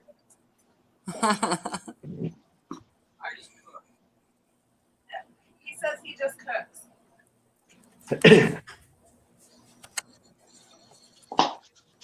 Yeah, who Al? If you want to put your message back in the chat that you ought to ask Ghost, as soon as I see it, I'll read it out to him. But I haven't seen it. My apologies. You want to ask the question again? Lala says Clorox and scrub poison ivy. So apparently somebody's got poison ivy. All right, I'm going to share a remedy that my great grandmother told me when I was a child, because I was allergic to poison ivy. If I was like within 20 feet of poison ivy, I would get it, and it would get into my bloodstream, and it would get in my eyes, my mouth, everywhere. Like I would literally go to the hospital with poison ivy. It was crazy, and I didn't even have to touch it. And when I was little, I remember my grandmother told me, she said, just pee on it. I'm like, what? She goes, get in the shower, pee on it, let it dry, then take a shower. And I'm like, no, that's gross. And then I got poison ivy a few more times, and finally one day I'm like, you know what? I've had enough of this. And I got in the shower and I peed on it. And I'm here to tell you, I did that 3 or 4 times over the next couple of years. And since that day, I have never had it again. I can go out and pick it up. I can make a salad out of poison ivy and eat it, and I don't get it. It's like really the weirdest thing ever. I don't know if I outgrew it or if the peeing on it really works, but it was my grandma, so I'm going to give her the credit. Pee on it. I swear that grandmas, that was their remedy for everything. That's the same thing with athlete's feet. Pee on it, and it takes care of it. And now, apparently, it has to be your pee because it's unique to your body. You can't just go around and start peeing on everybody else. You know, hey, can I pee on the poison ivy? You don't want to do that. My grandma used to say that over here when we get stung by stinger nettle plants, my grandma, I remember her saying to me one time, because I always used to react to stinger nettles. My grandma was like, Gemma, how many times have I told you, whenever you get stung by a stinger nettle on your leg or whatnot, you need to pee on it? I went, no, why would I do that? And she goes, trust me, you'll be quickly healed rather than having a worse reaction. I was like, no, that's silly. And then she's like, Gemma, you'll learn. And then about the 4th or 5th time, I was like, okay, I'm sick of having an itchy or sore stinging leg. I was like, I'll go and do it, and that seemed to work. Whereas now I didn't get a reaction to stinging nettles. So Angela B, awesome. She canned pork butt all day. I probably canned 50, maybe 60 pounds of pork butt about a year and a half ago. So I'm still eating on that. hey, Angela B and C, how are you? Barrett was saying in the background to tell you guys cow patties too. If you step in cow patties, that'll take care of a lot of stuff, athlete feet and poison ivy and stuff like that. Huh. Oh, nice. And Charlie Marcus says, spider bite, black walnut leaf, crush them up with table salt till it's a paste, put over the bite and cover. Next morning it'll be gone. Yes, you can, Caribbean. You can Italian sausage. And I'm gonna defer to Jess with this, if you can can it raw pack or not. It's just gonna depend on the fat content. Myself, most of the Italian sausage isn't really loaded with fat, is it, Jess? No, I would definitely do it raw pack, but I do a lot of meat raw pack, so that's just my preferred method. Thank you, Angela. Well, it's actually the morning for me. It's currently 2:31, so it's early in the morning for me right now. Yeah, Al? I did say to you about 3 or 4 times, if you want to re-ask the question, as I didn't see it. If you want to re-ask Ghost or tag me, then I'll see it as soon as it comes up in the chat. But I did apologise for not seeing it, so I don't know if you've gone, if you're still here.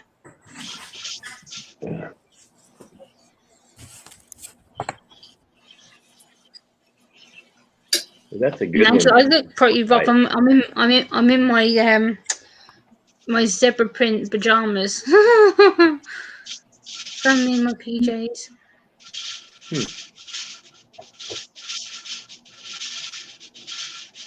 Sherry Leach says to Jess, is it a texture thing, Jess, for raw packing? I don't think Jess heard you. Yes, Sherry.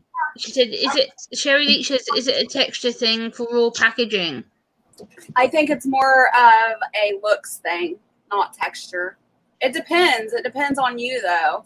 Everybody's going to have different opinion. But what I noticed is raw pack versus the cooked is it doesn't look as appetizing. Yeah. And like Jess said with that as well, I'll add on to that for my own opinion. Like with regards to textures, everyone's going to be different. It's your taste palette as well. Like for me, I'm very sensitive to a lot of different tastes. So for me, it would be definitely a texture thing. So everyone's different. Well, Caribbean House, if you're doing, say, if you're raw packing chicken like thighs and legs, you don't put anything in the jar. You just shove the chicken in there. It makes its own broth. As far as hamburger meat, I've never raw packed hamburger meat, so I don't know. But I don't really think you would have to add any moisture if you're raw packing meat. Mm-hmm.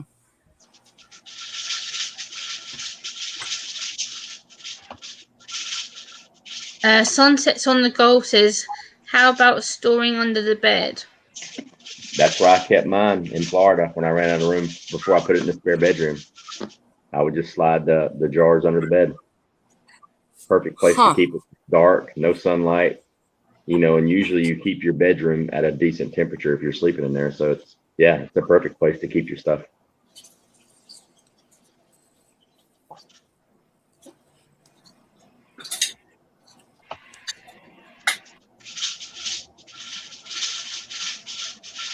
How you doing on time, Virginia? Susanna, where you guys at? I've got 1 hour. My turn-off time is 7:30. That's about where I'm at.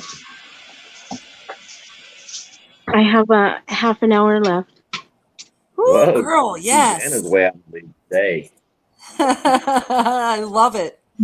That's why she's got her camera off, Virginia. She did what they did in drag racing. She had a whole shot. She probably already had all her jars packed and sitting in the canner ready to go when we started.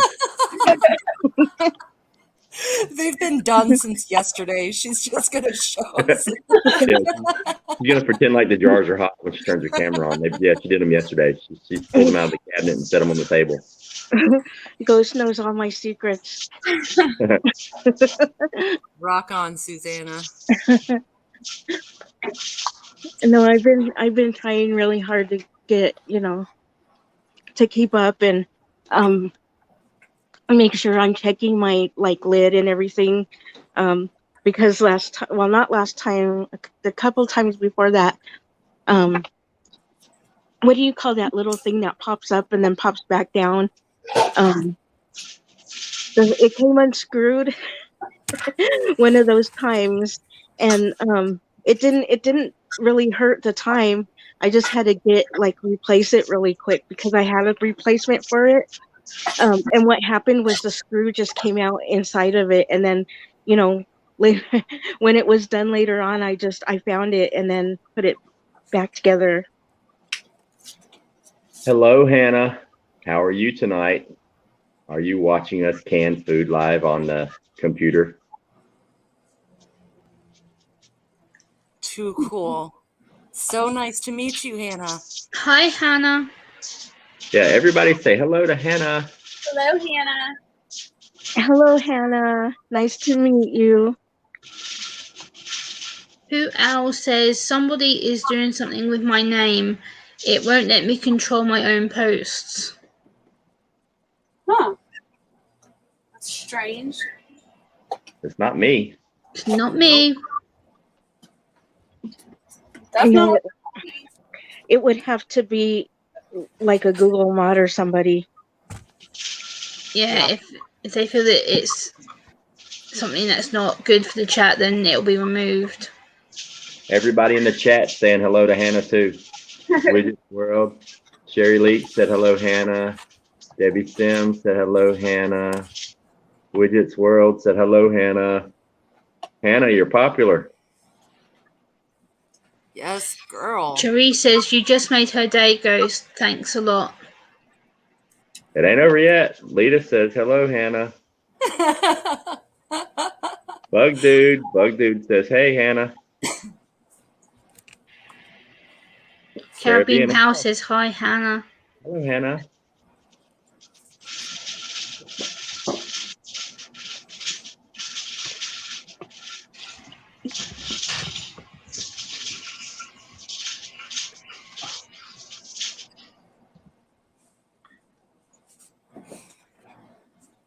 Not a problem, Charisse. Not a problem, Charisse. It's always good to say hello to new people. Hey, Hoot, I was checking to see if they were being held by me because I have certain keywords that if people type, it automatically pulls it to the side. But if it does that, it shows me on my screen. And there's nothing being held on my end from you.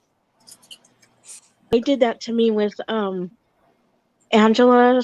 No, it was Alicia Stone. That's who it was. And she was on my stream, and I could literally see the Google mods taking her stuff off. And it would tell me, Google mods have removed this. Huh. Yeah, Oh, wow. I haven't got anything. Who else? I don't know. Then you're going to have to maybe go into your account settings and see why you're not showing up or why the questions aren't showing up. Yeah, I'm checking right now, Hoot. It's not showing anything on my end. Yeah, I scrolled through the StreamYard chat, and sometimes we can see stuff, even if something that you guys say is taken down by a moderator or a Google moderator. A lot of the times we can see it, and I don't even see anything for a while from you. Man, That's everybody. bizarre. Hannah, you're still popular. Stuart says hello. Zaz waving at you. MC says hello. Pastor of Reality says hello. Hannah, you're getting more attention than we are. Brian says Right? hello. I have to start charging you royalties. Pastor said hello twice. You're famous. You are YouTube famous.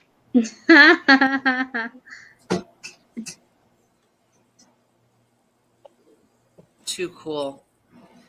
Hannah, believe it or not, my mother wanted to name me Hannah, and she changed her mind at the last minute.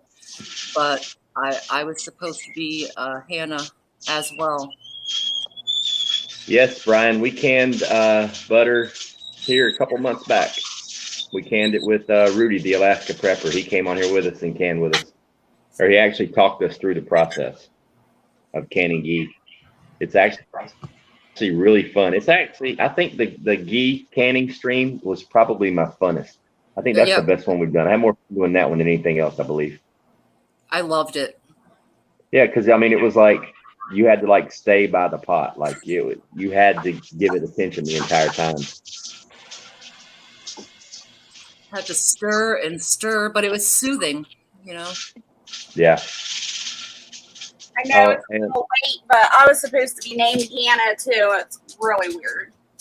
I wanted to be named Hannah, but you know what's even more weird? You know what's even more weird?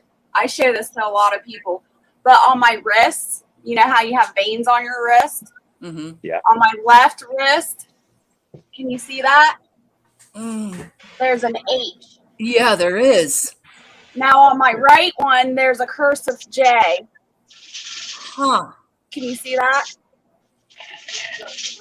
That's insane. I always thought that was really weird.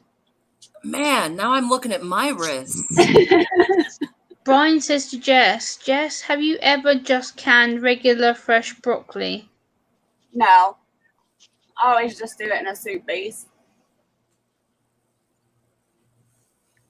Oh, you guys need to make sure you tune in to tomorrow night for a prep rally. I've got a killer scenario. Like, I've been working on this one for days. It is so good. It's going to blow backwoods away. He's going to be like, what? Pause and go to the bathroom. Like, he's going to be like, wait, let me think about this one for a minute. It's going to be good.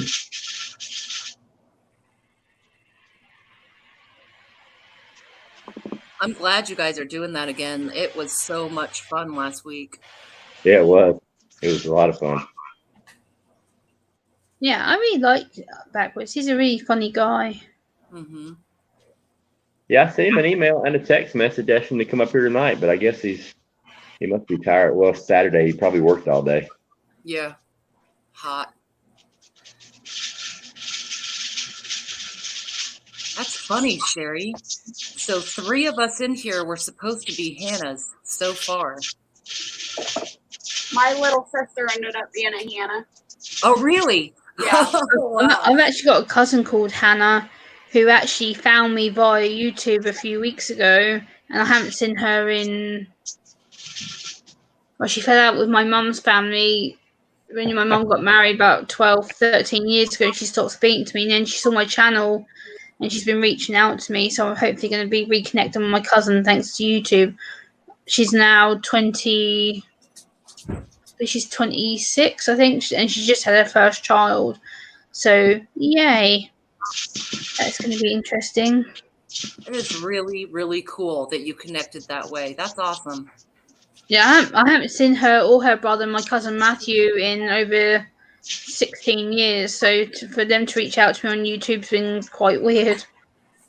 Pastor of Reality, is there anything that you would recommend not to can? I would recommend, now, even though some people say you can and some people do it, I haven't. I would recommend not canning pasta, rice, or anything with a thickener in it. Anything, that any kind of thickening agent like cornstarch, flour, things like that. I would not can that. Yeah, I'm with you on that one. Yeah, the children do change people. I'm an auntie to an 8-year-old. My younger sister has a little boy, so children definitely do change people. Good night, Red Dog. Good night, Red Dog. Night, Red Dog. Hey, nerd, what's going on? Hey, Prepper Nerd.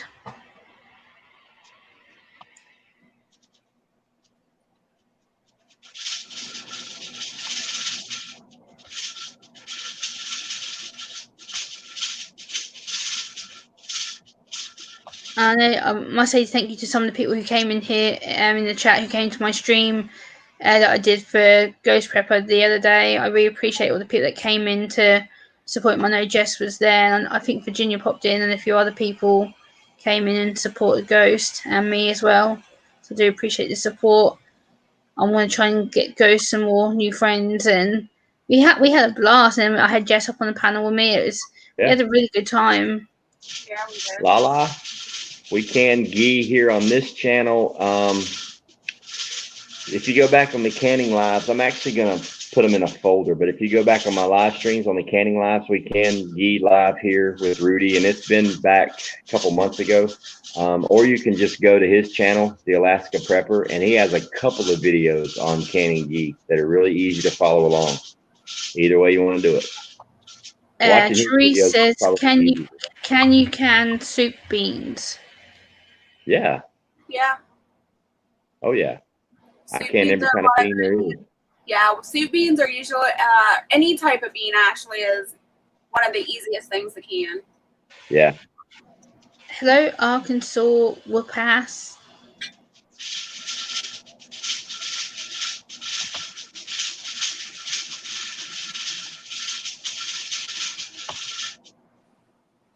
Arkansas whoop ass. I like that. Howdy. Hi. Yeah, and I just want to mention pretty much every single prepper from Arkansas or homesteader, or they got the flag up on their, yeah, everybody. I just want to mention too, if anybody is nervous of getting on Ghost's panel to can for the first time, I do private one-on-one canning sessions on Saturday behind the scenes. So if you want to get more comfortable canning, you can come behind the scenes with me. There's more information on my About page. And then when you're more comfortable, you can jump on Ghost's panel and come over here and do it with everybody else. Yep. That is true. Usually if I'm not live canning, then Jess is. Jess is always in the kitchen doing something, like at 4 in the morning, 6 in the morning, 2 in the afternoon. She's cooking something. Yeah. Yeah. Jess is awesome. I love watching your cooking. Sometimes I'll be watching the breakfast, but I'm not chatting because I'm actually on my way to bed. You know how it is. But or or I watch your dinner. I watched your eggplant dish the other day. I mean, Jess is an awesome cook if you guys like any of that kind of stuff. And her garden is amazing. Yeah, her garden is really, really cool. Yeah. I haven't really been doing the cook with me on Sunday mornings because the garden has exploded. So my main focus right now is just getting everything out of the garden and canning and getting it put up. So my schedule on YouTube is just all over the place. Mm-hmm. Hey, nerd. Do what? Prepper nerd. Just saying hello. Yeah.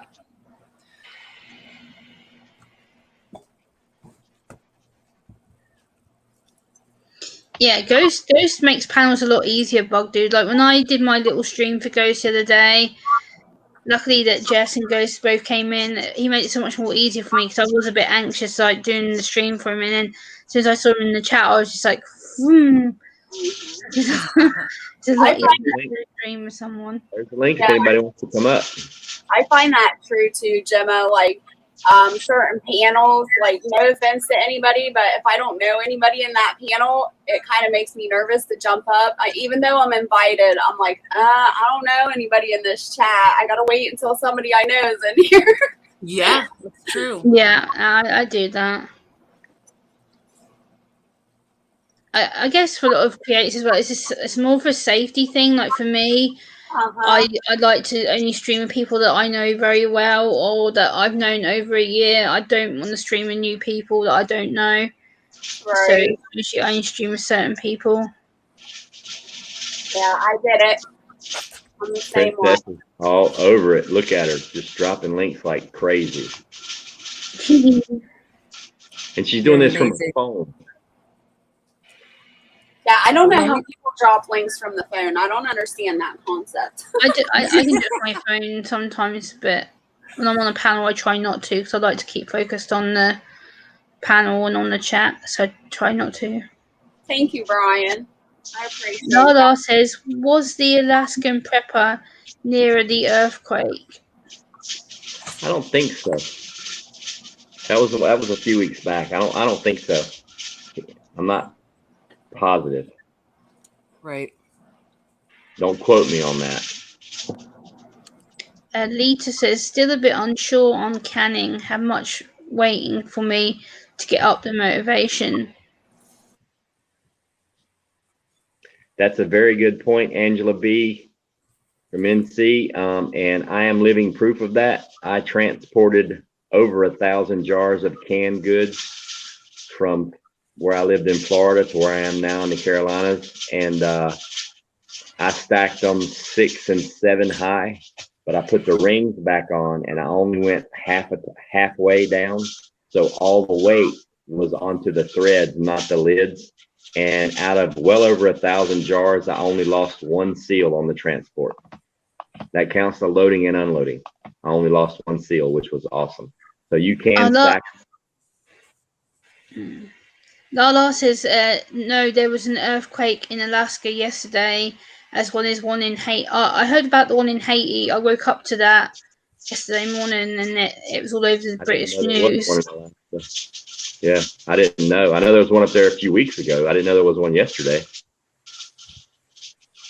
Yeah, I'm aware about the one in Haiti. The British press has been reporting about it constantly since I woke up yesterday. I've never canned duck. I don't think anybody on the panel has. Jess maybe has. I can duck, and it's really good. There you go. Now, duck is one that you wouldn't want to raw pack because duck is so not gamey, but greasy and fatty. So you would want to pre-cook the duck. Yeah, Danny says Rudy said on the EQ a few weeks ago that it was not anywhere near. Oh, that's good. At least it wasn't anywhere near his property, so that's good. I'm lucky where I am in the UK. We don't really get earthquakes or any kind of bad weather. I think the worst weather we've had was Damn, Dusty. How long are you down there? I 3 or didn't 4 see months you. ago when we had a thunderstorm. I just jumped in, man. I haven't been feeling good all day, man. I had some bad eggs. I think I left them out in the sun too long or something. Ooh. And I've been blowing chunks all day. Dusty. Oh, man. Gemma, have you met Dusty? Yes, I have. Okay. I'm in my underground bunker. I met Dusty when I first came onto your panel, Ghost. Hey, Dusty Dada. And I also met Dusty in Jess's chat too. Yeah. Yeah. Hey, have you ever seen this? This is one of them Atlas. Yep. Atlas bunkers. Yep. Oh, wow. I mean, a picture to put on the green screen. I like it. I hope you're feeling better, Dusty. Oh, it is. It's rough. It's like I had listeria one time down in Laredo, and that really knocked it out of me. I slept at least 20 hours yesterday, and all night without even getting up. So it's really kicking my butt. Ouch. But you need some activated charcoal to help you out.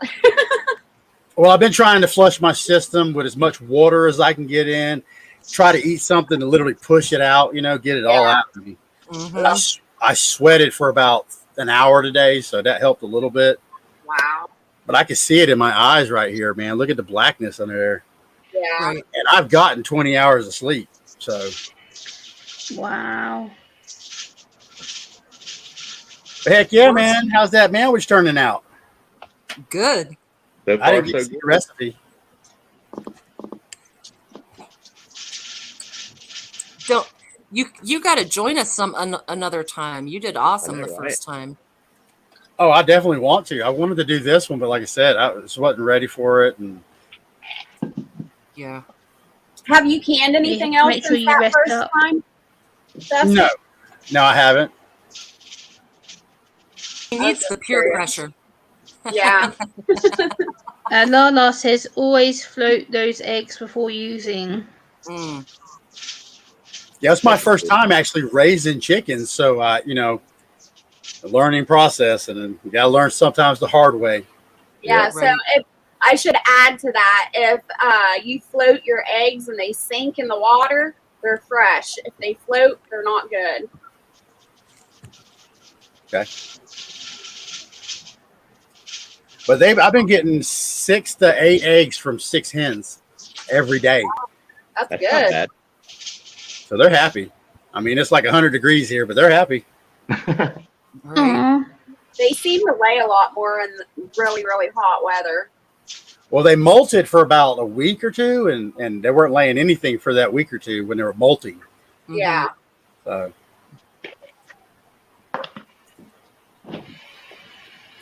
it's a learning process, though, you know. Who else is hey Dusty? Glad that you're here. Yeah, you guys notice I don't ever pay attention to the chat. That's not that I can't. That's why I'm focused on you guys, I've been man. reading the chat the whole time. It's Hoot Owl's birthday. And I would sing, but everyone knows how that goes. Happy birthday. Yep. I think he's 24 today. 24, 25. Wow. Oh he's wow, young. they're younger than me. I'm Yeah, I'm I'd like to 33 try this chickens, year. too. Really? I didn't think you were over 27. Nope. Yeah, I'm 33 in October. Wow. I didn't think you were in your 30s at all. Yeah. Yeah, I Very wish I was young. younger. I wish. I think I'm the Ghost oldest is of 3 like children. 32. There's me and my Yeah. sister and my brother. About 52. Hey, Yeah, I you've was been gonna working on say- that flag, man. Yeah, It's in hard to reverse. blend them colors. I bet. That thing Who looks else cool. is Dusty? Let's hear you sing happy birthday to me. Happy birthday, Mr. President. I tell you what, put a picture of yourself up there, and I'll put Marilyn Monroe singing for you. Boom. Oh, I've been going through the internet while I'm sick, man, and I've been finding all kind of old footage, all the way back to the 1800s. Wow. What? Of Oh, just like random wow. stuff. Just regional stuff like in Europe, some American.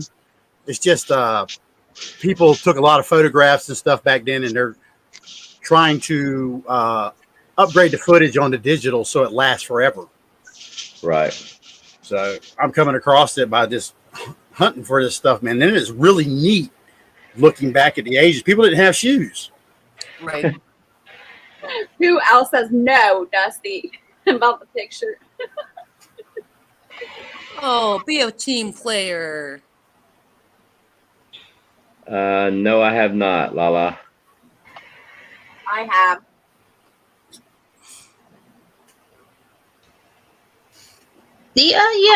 My 30s have been awesome so far. I've not felt upset or anything about being in my 30s. A lot of people don't believe that I am. So Hello, Mad Max. Yeah, hey, nobody, Max. nobody believes me. I'm in my late 30s either. I don't know No, why I everybody know believes when me. I I'm in my spoke to Jess in 50s. private about that. I was like, no way. Lala, Just do so- me a favor, just so you all email me know. whatever you got on that and bring me up to speed if you would. Ghostclover1369@gmail. Just shoot me an email on that. Just so Sounds you all know, I'm 40 something. No Yeah, way, Yeah, me too. Susanna. No way. I am. Yep. You am. You sound so what? young. No, I'm in my late 40s. I'm 48. That's a hard one to believe. That's still young. I'm 4 years older than you. Hey, I was I- digging your video you dropped earlier, man. Who, mine? Yeah. I get, That's what- man, I get like when I get one of my episodes, I just got to let it out. And I'm like, trust me, I didn't say what I wanted to say because I wanted to make sure the video got to stay up. But I just get so pissed about some dumb stuff like that. I'm like, what's wrong with you people? And you're getting all upset about it, you know? You've been there, so you agree. Them people don't even know where we are at. Literally, if you pulled out a map or globe and said, who are the people that hate you? They're not going to. You know, they're not going to look Yeah. in that area. No, I mean, it Barrett. is what it is. I have fun doing videos like that because I know it ticks off a lot of people. But most of the people go, "Oh, you got a point." I'm like, "Why are you even worried about it? There's nothing you can do about it. Nobody cares about your opinion. Go put some rice and beans in a bucket. Move on. Kick rocks. You know, do something productive. You know." Well, I was watching, but Bjorn, is that you know what I'm talking about, the guy over in Norway, and he was talking about Bjorn. not fear mongering, and he made a pretty good valid argument about it. You know, it's not doing any good. Christine it says, ain't. according We to agree on some that Americans, completely. Australia doesn't exist. Really? If you can't reach out and touch it, if you physically can't reach out and touch it, or change anything that has to do with it, why are you worried about it? If you physically cannot alter its destination, touch it, or you can't influence it, why are you worried about it? Why are you even thinking about it? I tell you who to worry about is the snake handlers down the street. Yeah, I mean, if you physically can't touch it and alter the outcome, why are you wasting brain power? Why are you worried about it? We can only change issues that are local to us. We need to stop worrying about things that we can't do. We need to focus on the smaller issues. Yeah. Well, I thank you, Hoot. I appreciate that. I was kind of worried. I figured maybe I'd make some people mad, but I didn't care, to be honest with you.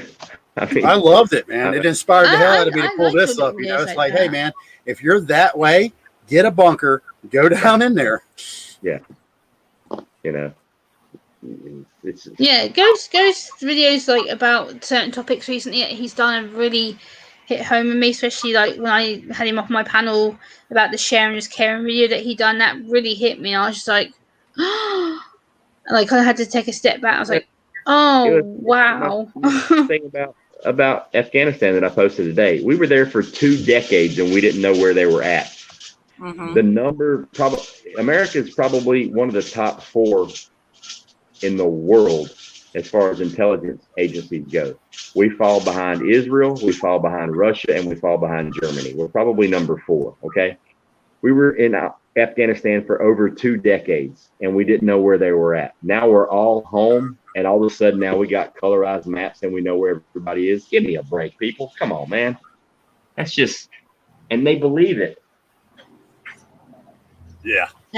Doc Rizzo says, are the 3 needle group with what we find here in Central Virginia as good as the 5 needle group, say, for pine needle tea? Thanks, guys. And everything's got breaking news in front of it. For those of you on YouTube that don't know what breaking news is, let me tell you what breaking news is, okay?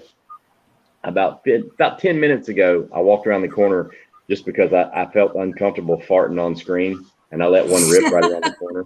That's breaking news because nobody knows about that but me. I just shared it with you. You guys are the first to hear that. That is breaking news, okay? Hang on, I'm Twittering it. We heard it right here. Watching somebody else's YouTube channel that puts the word news in their channel like it's a legit news company. Like the news companies, any of the news companies are legit nowadays anyway. And replaying it 2 days after it came out and call it breaking news. It's not breaking. There's nothing breaking about that. You're just repeating what somebody else said. And it's not intel. Don't call it an intel drop, okay? The message that Arkansas Living put out today about the actual DHS, right? Their form, that's legitimate intel, government document released to the public, legit. That's intel. It's independently verifiable and true. All right. This breaking news intel drops is just noise. It's 2 lips smacking together, making no sense. That's not intel. That's information. And information can be false and it can be true. It's not intelligence. Big difference. Well, I consider all that commentary anyway. If it's all opinion based and it's going to persuade you one way or the other, it's going to be commentary. Yeah. And they're just it's really good clickbait, but I'm not doing that. I'll show you how to put food up. I'll show you how to feed your family. I'll show you how to purify water. I'll show you how to raise rabbits. I'll show you how to grow stuff in buckets. You know, I'm not going to show you nuclear explosions and tell you how to survive a nuclear war. Nobody knows how to survive a nuclear war. There's breaking news for you. Unless you're Japanese and you were born in like 1920, and that wasn't even nuclear, that was a hydrogen bomb. Okay. Big freaking difference.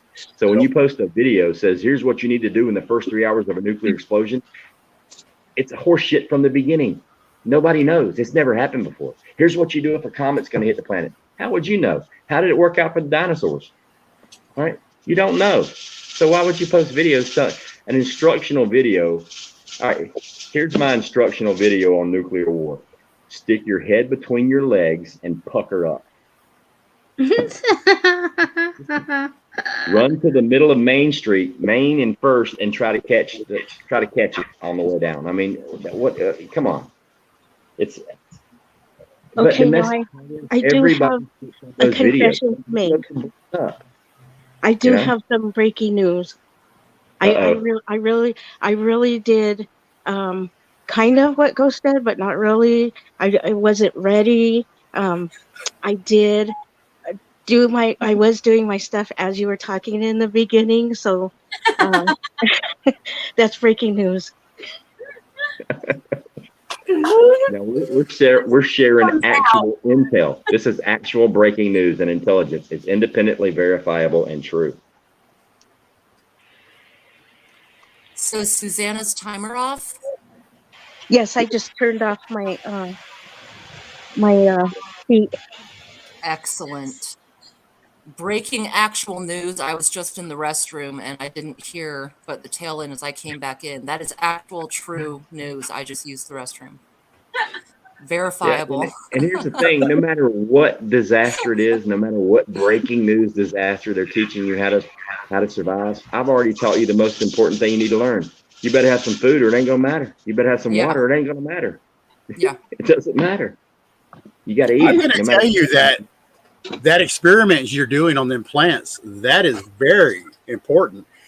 It's nice to know that you trial and error with your tomato plants growing. They grow, but they have fruit. Right.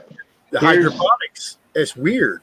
I've heard this before from other people, and it's it's good for people to check it out to see if it's true. I'm gonna go to the big screen here and show you some here are the hydroponic tomatoes. They're gorgeous. They're beautiful. Look how tiny they are. All right. Oh, wow. Here's one of my Cherokee purples from the dirt. Wow. And this is, take this and multiply it times 4, and that's how big my big Zac is out there. It's massive. It's the size of a cantaloupe. Dang. Now, I got comments in the comment section from my garden update about the hydroponics. Oh man, you need to put a oxygen bubbles. I know that. I've been doing hydroponics for years. Go back to the first video and where it says an experiment, SHTF, the roughest garden you can possibly grow in buckets. Can I grow stuff and live without oxygen, without power? That's the point of doing it this way. Yeah. And I don't mind reminding the people in chat, no, I did it this way on purpose, just to show the difference in soil versus hydroponics without aeration. And I still have to put 5 times as much effort into hydroponic tomatoes as I do the soil tomatoes with the rabbits. So no more hydroponic tomatoes. I'm growing them in the dirt with the rabbit poop from now on because it works and it's easy. But yeah, I thought people would kind of get something out of that, just for the experiment part, so it's, plus I learned a lot too, man. Like, look at my potatoes, I didn't water them enough. So I've got another batch in the dirt and they're going to get water. And I even had a few people saying it's too late in the year to do potatoes. No, it's not. I'll bring them in the basement. If it gets cold, I'll bring them inside and I'll bring them outside the next morning. I'll do it every single day if I got to, because you know what? In an SHTF situation, you don't have anything else to do. Get up and carry your plants outside when it warms up and bring them inside when it gets too cold for them all winter long. Deal with it. Just do it. That's what I'm going to do. But yes, the garden thing has been kind of popular. It's like, really? You did what? I'm like, yeah. And dude, my cantaloupe, you should see it. It's massive. It's massive. And it's growing in nothing but rabbit poop. That's the only thing in the bucket is rabbit manure. And that's because Tribe dared me to do it. He's like, well, just if the rabbit poop's so good, just plant it in rabbit poop. I'm like, well, I will right now. And I went outside and I planted it, and it went nuts. Now, what are you feeding them rabbits? Just pellets? High protein pellets, but I also feed them. They get probably, oh my God, they get like all the cantaloupes and watermelons that I ate this year. I save the rinds and I freeze them, and I freeze carrots, celery, that's what I give them during the day when it's hot. I give them frozen watermelon and cantaloupe rinds and frozen carrots and celery, and I give them. They probably go through. Out of all the rabbits I got right now, they probably go through 3 heads of lettuce a week. I feed them fresh lettuce, but right now I'm growing lettuce. I'm growing spinach, kale, and Swiss chard strictly for the rabbits. And then collard greens. They love collard greens. Absolutely go. They will fight for collard greens. So that's what I'm growing for the rabbits.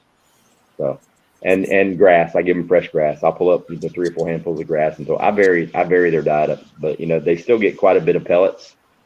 But pellets are cheap. It's like $15 for a 50-pound bag. I mean, that's a no-brainer. But yeah, they're getting massive, man. They're huge. I didn't know if chickens like fresh grass, so I threw some of my clippings that I did the other day, the mowed grass. I threw them in there with chickens. They seem to love it. Mm-hmm. Dude, chickens will eat anything, dude. They eat rocks. Yep. I mean, they legit eat rocks, but they use that in their gullet to mash up the food and stuff they eat. I didn't know that until I grew up later on. When I was a kid, I'm like, why are these chickens eating rocks? They're stupid. Wow. But yeah, chickens will eat anything. Well, I know somebody said to give them rehash the shells back to them. Yep. And it'll help with their eggs. Yeah. I haven't done that yet because I'm kind of leery about it. But Eggshells are a great resource for the garden. Also, you can dry them out and grind them up. Yeah, it's a great. The eggshell has lots of calcium. That's why it's good for the garden and the chickens.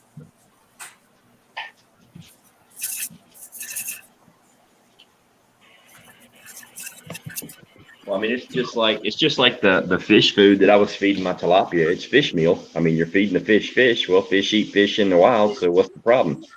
People are freaking out. Oh my God, I can't believe you're feeding them fish meal. I'm like, what the hell do you think they eat in the pond? I mean, there's not a McDonald's at the bottom of the water. They eat little fish. They eat other fish.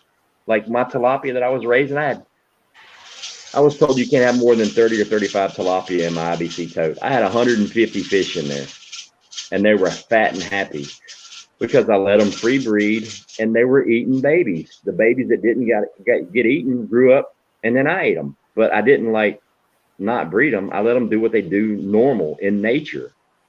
People are like, oh my God, they're eating all the babies. That's what they do in nature.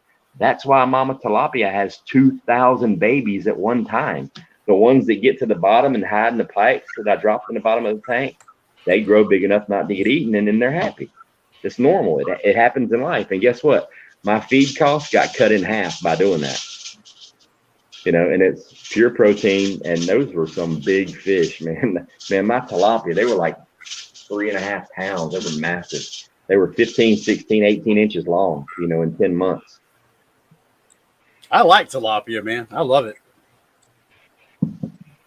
Yeah, I'm not a big fish guy. I've never had fresh tilapia, though. Catfish. I've never had fresh tilapia, though. Oh, dude. If you eat tilapia from the store, and then you get fresh, organic, grown tilapia that you grew in your backyard, there's no comparison. It's like, oh my, there is no comparison. It's like taking a really good smoked sausage and comparing it to a Vienna sausage. I mean, it's not even the same animal. Heck yeah. So it all sounds sound, man, because I don't know if it's the Incas, the Aztecs, or the Mayans. Yeah, they did that. They would weave their hydroponic garden over a lake with fish in it, and it would all just. I think that's what killed them all off is they overdid it, overbred themselves. Yeah, they did it in China. They've been doing it for hundreds of years. What they'll do is they'll have dams right around the rice paddies, and they'll bust the dam open and let the water flow in with the fish and everything, and they feed and they fertilize the ground, and that the Aztecs, I think it was the Aztecs and the Mayans, or was it? I know what you're talking about. I've seen the pictures of them doing it, but they had like the little floaty rafts out there. Yeah. Yeah, they'd weave them together, and then eventually they'd have the whole lake, and trees would be growing in that thing. I think what happened was it would just overtake the lake, and it would not replenish enough fast enough, and they probably hit a drought season, and they probably just starved to death or got diseased. You know, there's no telling really. That history's lost. But man, what we could have learned from that, if we could have adapted that into our culture now, oh. Glad to see you're feeling better, we the people. Yeah, I hope you're feeling better. He's not down and out in his truck, is he? Mm-hmm. That would suck. I got sick with listeria in my truck, dude. They almost had to take me to the hospital, but you know, being in a semi truck, I was in Wisconsin. I'm like, nah, just let me sleep it off. Go to the hospital in Wisconsin, wake up with cheese in my blood. No, he has the cove. I'm sorry, we the people. I hope you feel better.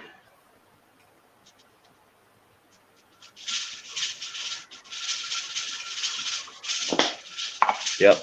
Jim, are you canning too? Not today, no. But I did get my my first canning equipment yesterday with my dad. So on the next stream, I'll be canning with everybody. I brought my first ever canner. So awesome. Yeah. Thanks to Ghost and Jess helping me out. Cool. Yeah, you could go on with Jess and like get all the kinks worked out, and we could do like the same thing. Yeah. Remember to grease up the rim, man, because that's what I forgot to do was grease up that rim, and it got vapor locked. Seal, it actually did seal metal on metal. Oh yeah. I had to take a hammer to it, and it scared backwards. He was like, "Don't do it, don't do it. I can see something bad happening." When you did it, I started laughing. I'm like, I did the same thing. I'm like, go get your hammer. Go get your hammers. What kind of hammer did you get, Gemma? Did you get the Presto? It's similar to what you guys have got. It's about this big, and I got the mason jars with the screw lids that you guys have got, and I've got the little the utensil that you guys use to pick the cans up with. Yeah, I was just wondering if yours had a seal inside of it, if it was metal to metal.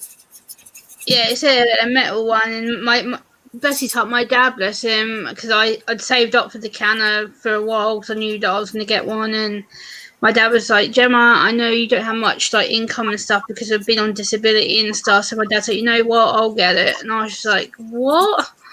That's awesome. So my dad bought it for me. So, that's awesome, Dad. Yeah. Yeah, my dad's really thoughtful like that. And he knows that I need stuff that's going to help me, and he knows that I'll make sure you find out what your altitude is. Yeah, I'll ask Ghost or Jess. I'll make sure they help me out because I'm completely new to this, so I'm probably going to make a lot of mistakes. No, I'm not going to drive again for if I ever go back to driving, which I doubt I am. I'd have to get my own semi, and there's a lot of regulations right here that's not being talked about, but we have to get permits about bugs, little bugs that'll attach themselves underneath the truck and travel from Pennsylvania to Ohio, and it destroys the crops in Ohio. Hey, keep your bugs out here. And that costs money to get those permits. Yeah, Caribbean House. My dad's really thoughtful like that. He does like get stuff that I'll actually like need and stuff. Like recently, he got me some stuff for like my YouTube channel. Like he got me some notepads and other stuff. So my dad does be considerate if I need stuff. So, and plus, because I'm his firstborn, like my younger sister always says, "Oh, Gemma's daddy's favourite. Gemma just clicks her fingers and she gets what she wants." I'm like, no, not all the time. I do actually save up a lot of stuff on my own. Gemma's got a Mercedes, don't you? No, I'm not talking of driving. It's actually a good thing you brought up because I was actually going to discuss this on a different stream. But here in the UK, if you have I don't want to say mental disorder, but that's what the UK government calls it.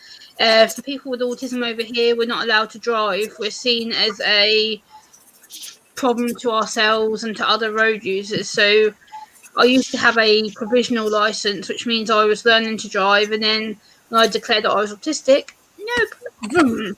The government wrote to me and basically said, nope, hand over your license or it'll be taken from you. So I had to scooters too, like surrender my scooters or license. mopeds. Scooters or cars or any of that kind of stuff, we're not allowed to drive if you are classed to have a mental disorder, which is what mine is classed as. Yeah, I will, Debbie. I'll go through the information. I'm an avid reader, so I'll make sure I read everything.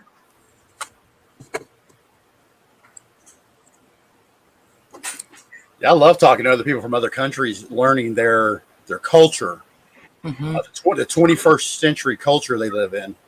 You know, it's like, Yeah. would it be wrong for you to have a motorized bicycle?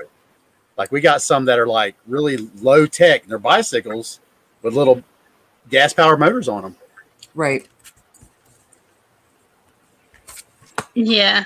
Yeah, I'm quite close to my dad. Like, people call me spoiled brat or whatever because they claim that I can get what I want from my dad all the time, but it's not necessarily the case. My dad is quite strict with me when it comes to certain things. So if it, like, I asked him about his canna weeks and weeks and weeks ago, and then my dad was like, well, if you saved up, I'm like, yeah, I've got a little bit of money. And my dad then decided that yesterday when we went to the store to actually have a look, and he was like, you know what? He goes, I know you've saved up. He goes, screw it, I'll get it.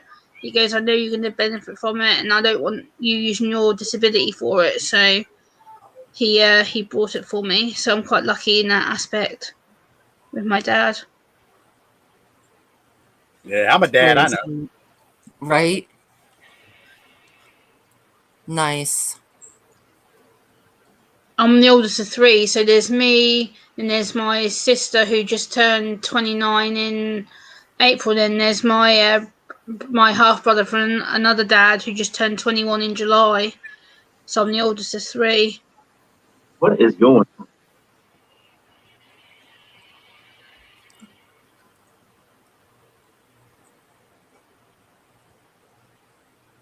What's up? What's this echo? No, I can't see. I can't hear an echo. I don't think. No, I'll mute. Hold on. Yeah, Felicia, I'm actually going to do part of my my cooking and stuff for my dad, because when I used to live with him, I used to actually get up early in the morning to cook him a what I used to call a breakfast muffin for him to take to work, because he's a builder. So I used to get up at like 5 in the morning, cook him his breakfast, pack him a coffee in his little flask to take with him for work for the day. I'd come home. He'd come home at 7 o'clock at night my time, and I'd be on the oven again doing his dinner. So he'd sit down, have his nighttime coffee and his dinner, and I'd do it all again the next morning, get up, do breakfast. I used to do it like every day whilst my dad was working. All right, so what I gotta ask about the coffee now. You brought it up. What kind of coffee y'all got? We have what we call the English coffee. We have what we call a builder's coffee.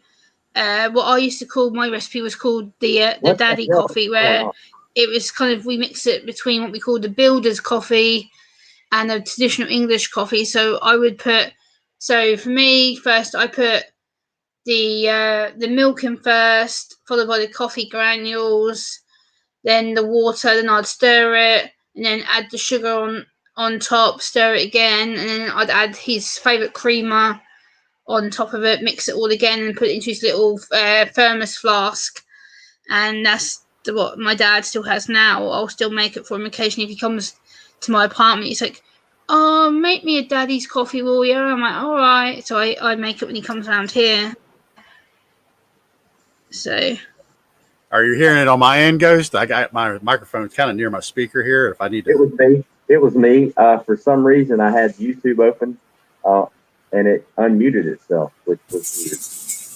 That's weird. That's why I never have the YouTube web browser open if I'm on a panel, because I know it'll either repeat or something will happen. So I usually don't have it open. Canada use. I'm not sure. It's the All American 921. It holds 7 quarts or 16 pints. It's an All Yeah, American. I love my dad's definitely. Like I can I used to make coffee for my dad like I lived with my dad from when I was 14 up until I was 20, and I moved into supported housing until I was 23, and I moved into a shared house until I was 25. I moved here when I was 25, and I'm now nearly 33.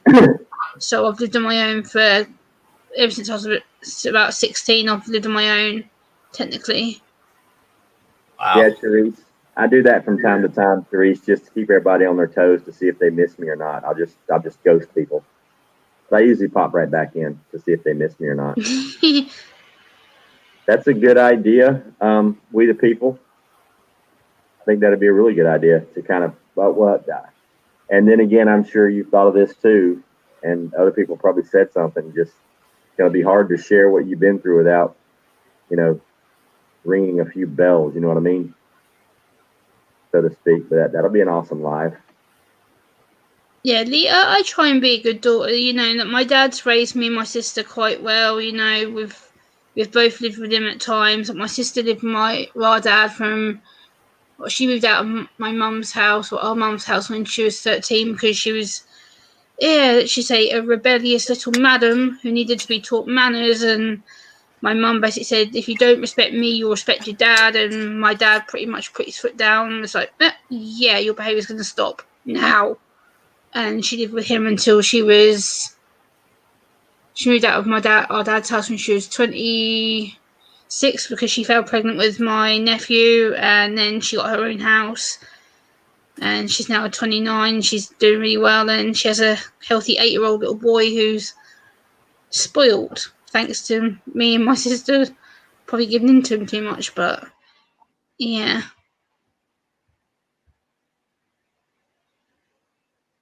Susanna, you should be done by now, aren't you? Yeah, I'm just waiting for it to come down still. How about you, Virginia? I have 7 minutes and then I turn it off. I just turned mine off. Well, you know how I cool faster, so. Yeah. I can't help it. I'm seasoned. I stay hot. Mm-hmm. Well, Susanna, we should be able to see soon. So, I don't remember what kind you were using, but you have to wait for the little peg to go back down. Is that what it is, Susanna? The indicator? Yeah, I have to wait for it to go down. Ghost, do you date older women? It's been so long since I dated. I can't even remember what age I was at the time.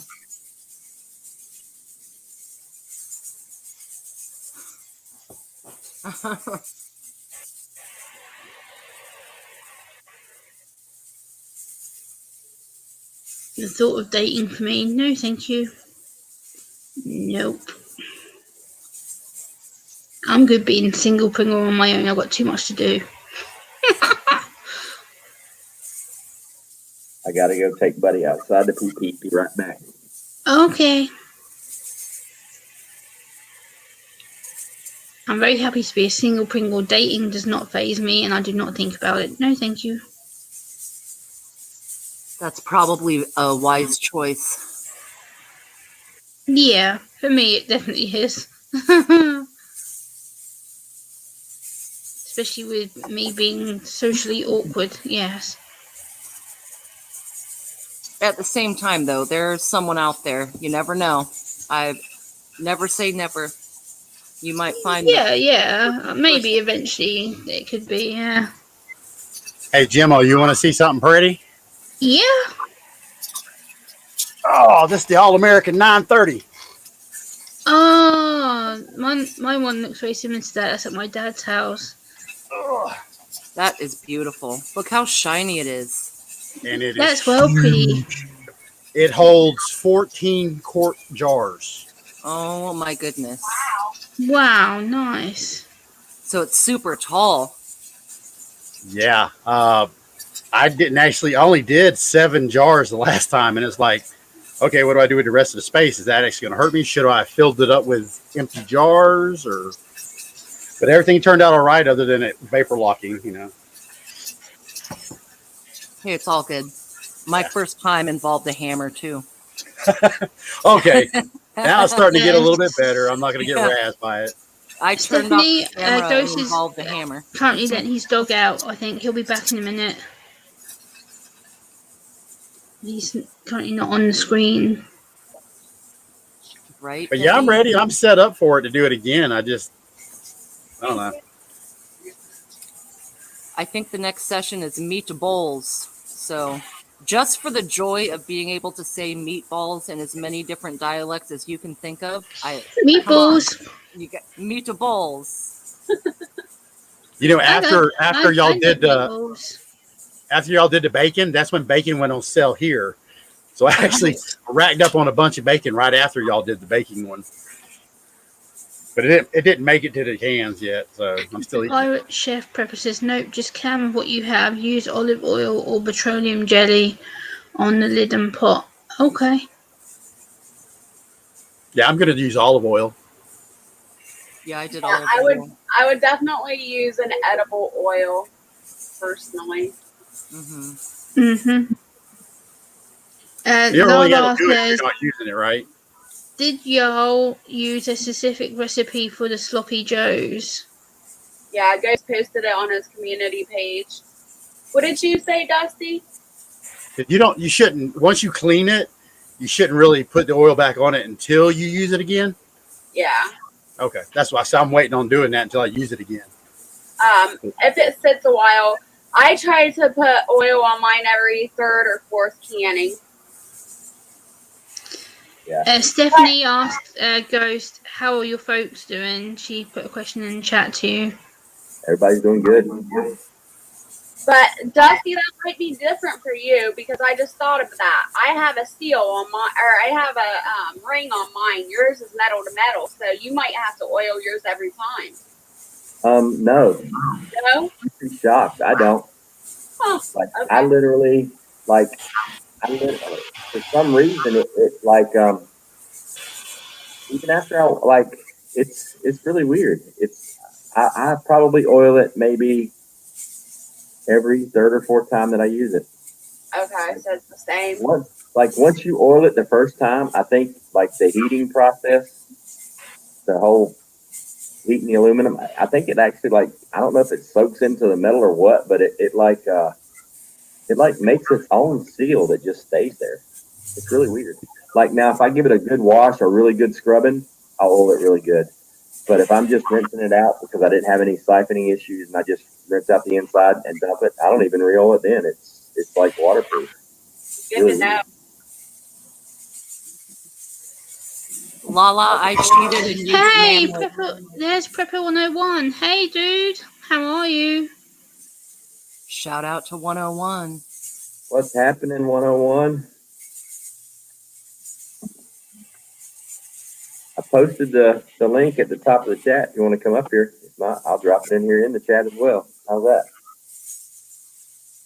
I don't know if Ghost or Jess saw my new video that I posted earlier. Me and Ghost actually touched on the topic of my video yesterday, and I did a video about senses and the sensory system of autism today. And I touched about the kind of different areas that I struggle in, as well as the general autistic population. I mean, Ghost did actually touch on that topic yesterday briefly, so I actually did an in-depth video on it earlier. Hello, Prepper 101. Hey, Prepper 101, good to see you. Hello, Erin Woods. I searched 20 minutes for that email for the link. Did he send me a new one? I mean, where is it? Isn't it? Did I already read the file? Yeah, I sent 3 links out the other day and got them all. I was sending the wrong links to the wrong people for the wrong show because I was trying to do all 3 shows at the same time, and I'm like, no. I was like, nah. Lala says, where do you find the rings for them? I'm sure my old pressure cooker will need one because I'm sure Mama hadn't used since the early 1990s. You can get them off Amazon, or you can get them from the factory, depending on what kind it is. Like I don't know when All American stopped using seals, or if they ever even use them. But mine's metal on metal, so I don't have to worry about seals. No, 101. I didn't get your email.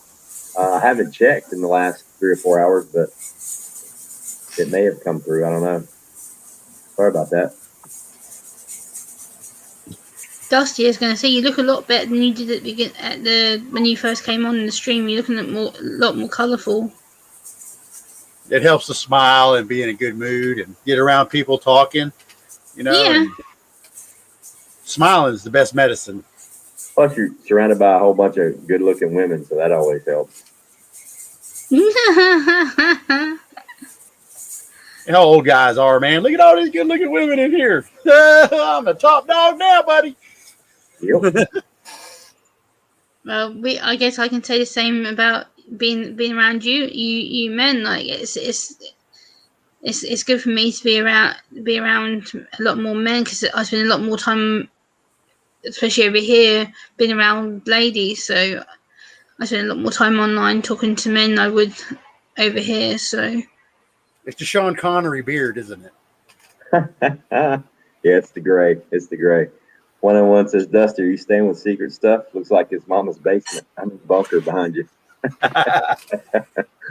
I'm digging him, man. He's actually what he's doing. I've seen a lot of people do for over time. He's watching the drama stuff unfold, and that's kind of what he does. But I always like looking at prepper stuff. If he's got a bunker, I'm listening. Because he's done it. Technically, it's not a bunker; it's a storm shelter. I can break into that thing. I mean, I watched the build. I mean, it's a decent storm shelter. The rebar was done all wrong. The rebar was done way wrong. But I mean, hey, if it works, it works. Still better than the bunker I got. So I ain't complaining. This one, I think, cost about $60,000. Yeah, I actually think I saw the episode where that one was featured. Yeah, it's got the air pump in it. Was awesome. Yeah, I'm like, heck yeah, man. System, 2 exits, water filtration system, all kinds of stuff in that one. Lala's asking where everybody's from. I'm from the UK, Lala. It's currently 3:33 in the morning for me right now. There's a fault in this concept. The fault is if you don't ever leave it, it becomes a tune. Yeah. So it's really nothing for an immediate danger. Right. So to live down there, you would have to be, you'd be out of your mind after a while. You go bouncing off the wall. This is not very big. No. Well, plus the first one that they did, they only had one way in and one way out. Yeah. And they started doing the emergency exits. Well, in Florida, it has to be airtight, watertight. Yeah. Because they can't bury it here without it being like basically a tube that's solid. They actually had to produce an actual tank. Well, I know when they built JFK's over on the East Coast back in the 60s, it was just a culvert, and they just kind of buried it in the sand right off the beach.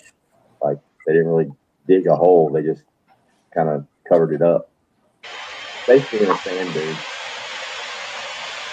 What I think would be neat if you started building these underwater, just build them underwater, man. Who the hell's going to get you? They'd have to hold their breath to fight the airlock, Yeah. Wait a minute. Debbie Sims, I'm in Alabama and have family in those hills, Tennessee, Covington, Memphis. I used to live in Memphis.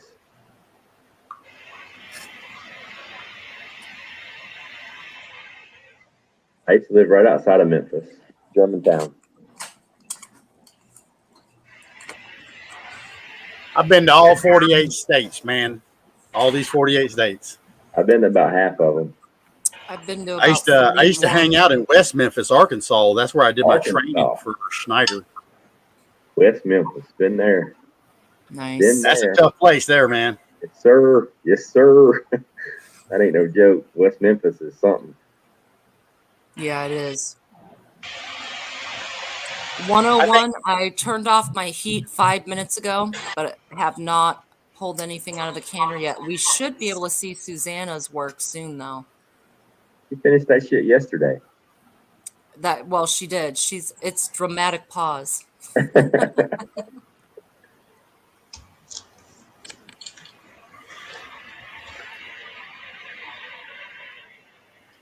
Shelby County. Yep. So, did you actually show the recipe for the manwich? Yeah, I linked it on the. I put it in my community tab. I linked for Okay. the recipe, but none of us did it homemade. We all just did it out of the can. I'm just so used to eating it out of the can. I like that flavor. I didn't want to, can a big batch of something that I've never tasted before. Who Al? I have no idea what you're on about. Oh, he's talking about this guy's secret stuff. This something happened a couple months ago. It ain't no big deal. It's a troll.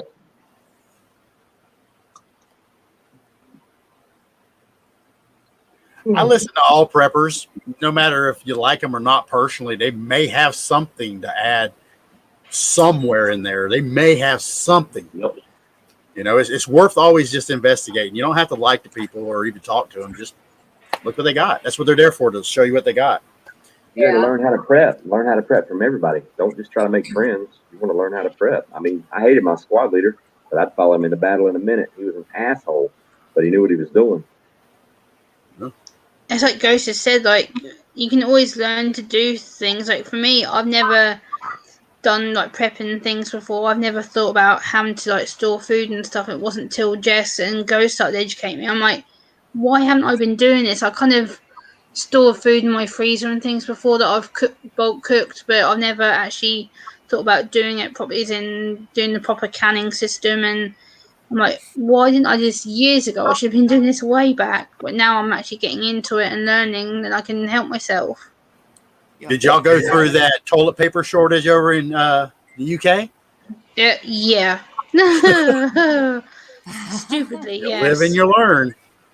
Yes. So when our first lockdown happened, everyone was like, the essential thing is toilet roll. Make sure you got plenty of it. Make sure you have enough of it to last you. And I remember going to the store for the first time, and my dad and I tried to look for toilet roll, and every single store we went to, we must have gone to about 6-7 different stores, gone.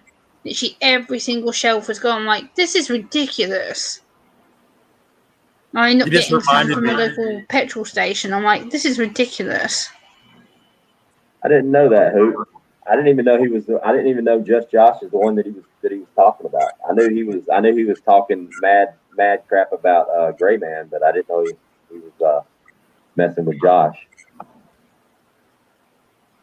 Oh, that was because we was all in a live messing with him, talking how he was trying to email Just Josh, because he was like, I don't remember the whole situation, but he was inviting Just Josh to come, I guess, competitively jog with him or something.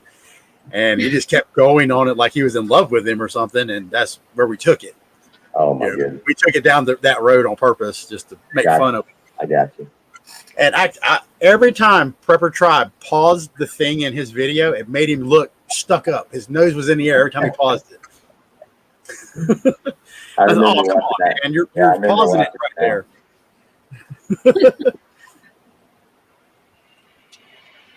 Yeah, that was a funny video.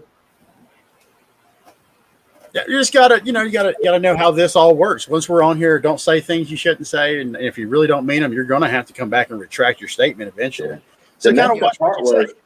Dusty, because if you've been to his channel, I mean, he's been around for a while, and like all the new stuff that he's putting out, he's getting like 200-300 videos, 300 views. But if you go back a few years, dude, he's got like tens of thousands of views on some of his videos. I'm going, wait a minute, what's going on here? What happened? What changed?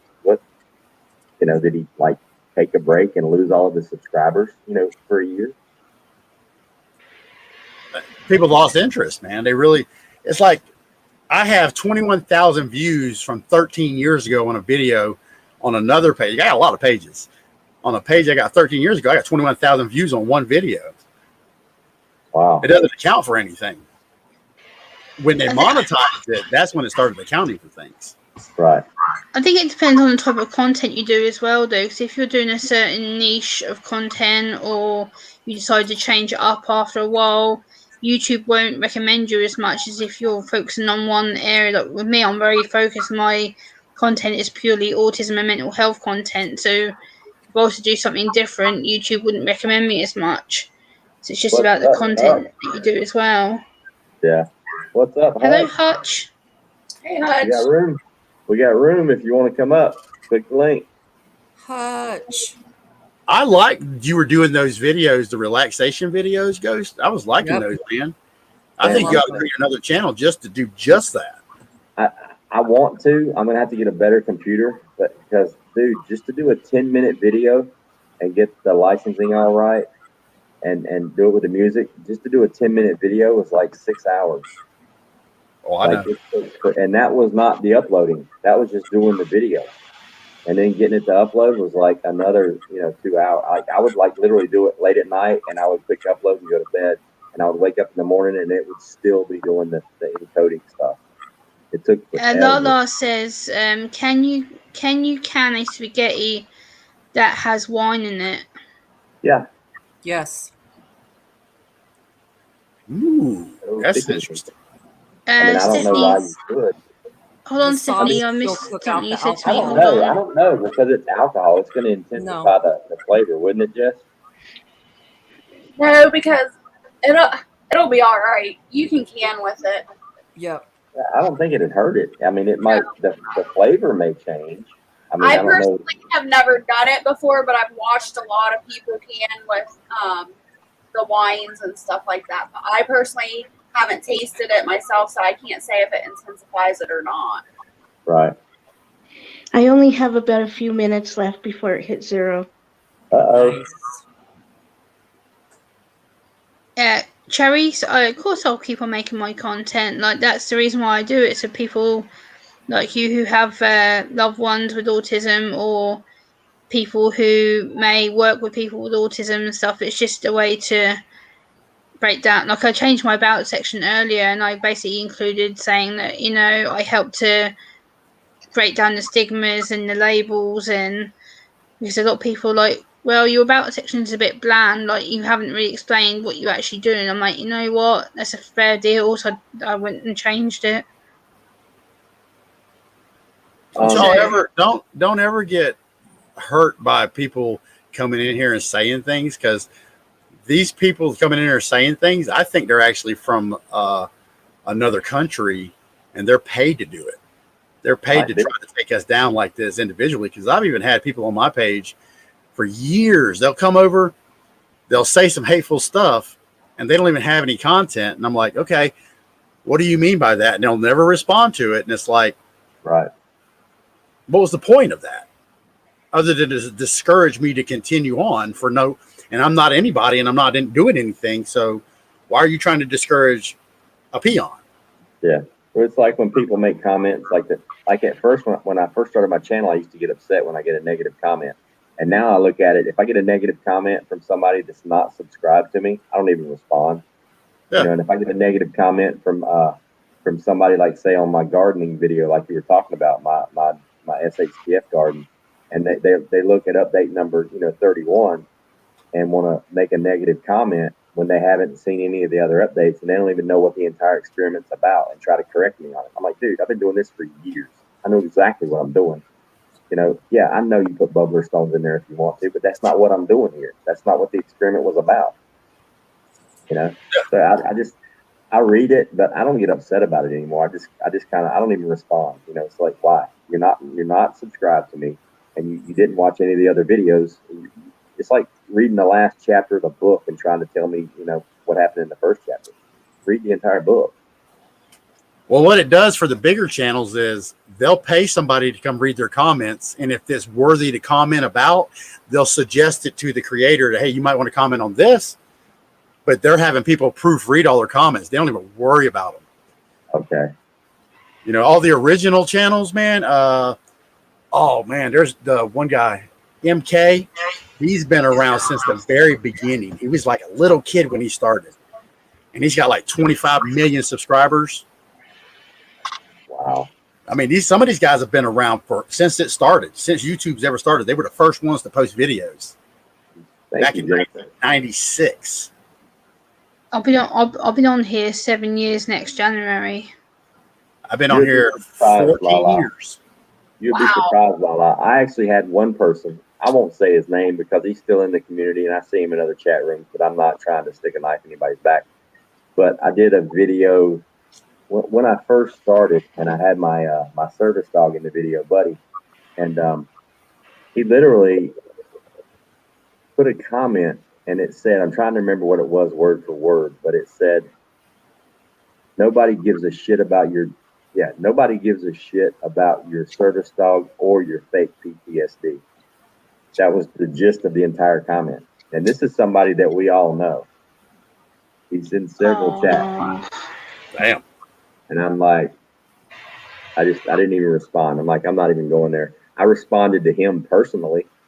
And I actually tried to get him up on Dangerous's panel one night to take care of that quick, fast, and in a hurry in front of God and everybody like I usually do. But he wouldn't get up there with me. I mean, because you guys know me. I mean, you're going to call me out. Now, look, I can see attacking you guys, but Buddy, geez, man, come on. What's Buddy done? And it's not like it was a video about my service dog or a video about PTSD. He happened to be, it was in the video when I first started and I was doing a tour of the basement and he was in my video. And I showed him and everybody's like, oh, pretty dog, what's that? So this Buddy is my service dog. And then somebody asked about it. I'm like, no, it's for, PTSD. And it was just a comment. I was answering a comment to somebody. He just jumped right on it. And I'm like, really? So I immediately went to his channel and I saw the guy sitting in a dark basement and, stepmommy's, rented house. And I'm like, that's ridiculous, man. In your dirty socks and dirty underwear and you're going to criticize me. Okay. Yeah, I agree with you, Charisse. Absolutely. Autism is a special greatness. Exactly. It's not a need as such. Yeah. People say, oh, you have a special need this is the thing with autism, which I get frustrated with. People always tell me that having autism is you're a special needs person. I'm like, don't call me that. That really frustrates me because I don't see myself as having special needs. It's just a different ability of seeing the world. Don't call me special needs. That really agitates me when people do that. See, I like this clip-on one though. Mm-hmm. Yeah. I think he's got one of them rabbits stuck on there, man. His ghost beard actually looks like a bit like Santa Claus. He's actually got the snowy. It is getting a little bit out of hand. I might need to trim this thing up. I've never trimmed it. I've never trimmed it, nothing, since I started growing it about a year ago. I just let it do whatever. I'm proud of this, man. It took me 44 years to grow this beard. I'm Native American, man. I don't even have hair on my chest. Yeah, I don't have a hair on my arms. No, I know that people were saying about ghosts having negative comments. Like when I first started my YouTube channel, the amount of comments I used to get, people saying that I was faking my autism or that I was too calm to be autistic or that I was too functioning to have anything wrong with me. And I'm like, really? You don't know me? Like, just because I may present myself differently or mimic my symptoms or the struggles, it doesn't mean that I don't have it. Just because I may not flip out or swear or lose my temper on the stream doesn't mean I don't do it in private. Now swearing, that goes more toward that, what is that one? The Tourette's? Right. I had a friend, he was straight up, he had Tourette's all the way. He was like 20 years older than me. We would drink beer and he would drink milk. And every time we'd get him flustered or something, you just see him start going off. And I'm like, look, man, we don't understand what you mean. Are you really cussing at us? Because, I mean, but he was a great guy, man. I miss him. He passed away about 10 years ago. Oh, thank you, Lala. Thank you for me and Dusty, Lala. And her. Yeah, I have a YouTuber friend who has Tourette's, and he's also an American veteran. And I had him on my stream a few months ago because me and him have a poetry in common, and we were talking, and he began to have one of his Tourette's is a twitch with his eye, and he started like twitch, and people were like, what the hell are you doing, dude? Like, what the hell? And I'm like, no, leave him alone. Don't. And people are like, why does he keep moving his head? And I'm like, he has Tourette's, leave him alone. I'm like, jeez. Remember one of the best comments I got, or not one of the best, but like one of my first weird ones.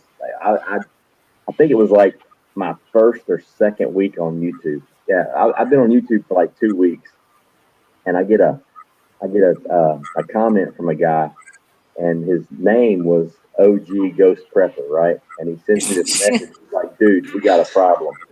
He said, "I've been Ghost Prepper on YouTube for 7 years, and you just show up and take my name." He goes, "How are we going to resolve this?" I clicked on his channel, and he had 23 subscribers and like 3 videos posted.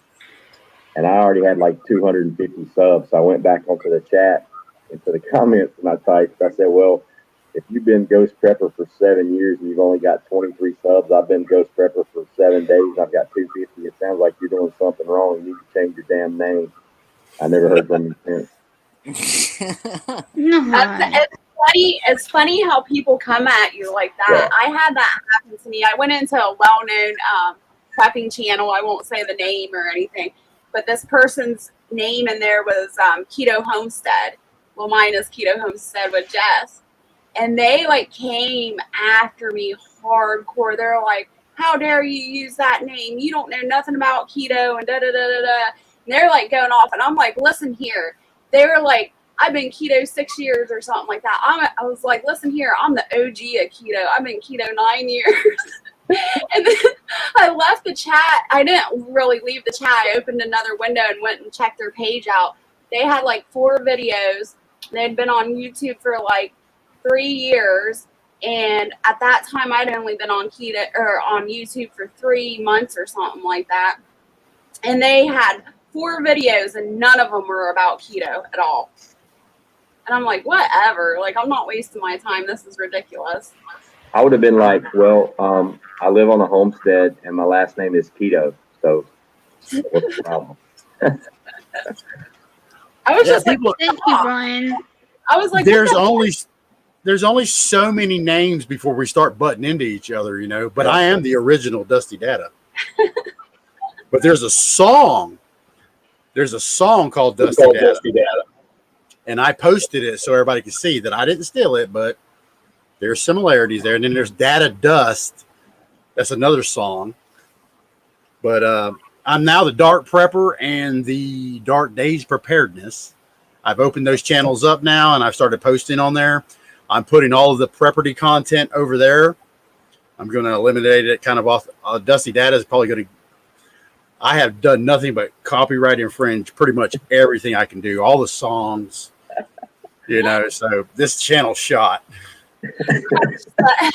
Hutch said there's 3 Hutch homesteads. I'm the prettiest. There's actually one other Gemma's Journey channel on YouTube, but the lady who has the other Gemma's Journey channel spells her name with a J, and she's a athlete, but she spells her name differently to me. I think she's from Denmark or somewhere, but there's only me and her that are the same name on YouTube. So I mean, yeah, look, there's 7.8 billion people. Eventually, we're going to all start thinking kind of the same thing somewhere. Statistically, you know, we're going to come up with the same things. Yeah. You know? Like, who came up with the original concept? Was it Sutton Days? It's funny. I was in, and I don't know why I just thought of this, but I remember when I first started college, I was taking composition where you had to write essays and all this good stuff. And when you write your essay, you have to say, we got some food done. oh, look at that. Look at that meat. That's just hamburger meat. For everybody that's watching, she didn't do the sloppy Joe. She just did hamburger meat. Looking good, Susanna. Looking good. That looks amazing, Susanna. Thank you. Nice. And that was dry? Yep. What was your fat ratio? Is it 80-20 or? It was 80-20. Nice. Looks beautiful. Good. Thank you. Y'all remember this. When y'all run out of hamburger meat at the grocery store, guess who's got it? All these guys canning. Right. I already ate all mine. Don't come to my house. I'll tell you what, I could take that pickup truck for this quart jar of hamburger meat. Start bartering for some big items. Oh yeah. So I was talking about doing composition in college. So when you submit before you turn in your essay to your professor, you have to submit it to this computer program called Turnitin. And Jess is nodding her head. And what it does is it compares your essay to everybody else that's wrote an essay on that topic, and it compares you the way you say certain things and how you say certain things to get you gigged for plagiarism. And I looked at the professor and I'm like, and I'm doing my head like this, and she's like, "Do you have a problem, Mr. Martin?" I'm like, "Yeah, actually I do." And she goes, "What?" I'm like, "This is a really stupid idea. I want to know who thought this up." She goes, "What do you mean?" I'm like, "If everybody that writes an essay on global warming has to submit it to Turnitin and turn it in as a database where they compare it to every other essay that's been turned in on global warming, you do realize there's only so many ways that you can say the ice cap is melting before it's automatically everybody's going to be hit for plagiarism. You do realize that no matter what you write the essay on, if everybody has to write one on it in X amount of years, everybody's going to be nailed for plagiarism. I mean, there's only so many ways to say the sky is blue and water's wet. I just have to say, I love composition. That was like my favorite class. I destroyed that class. Dude, I can write. Like I killed it. So you're admitting guilt to being part of that that movie that Al Gore did, huh? I'm not admitting anything. He plagiarized y'all stuff and just made a movie out of it. Right. I'm like, I mean, but if you think about it, if everybody that writes something on that topic goes into a database, and that database sole purpose is to compare your writing techniques and the way you put words together, eventually it's going to catch on fire and burn up.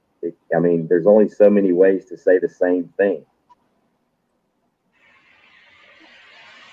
Yes, I cooked it, drained it, and then canned it.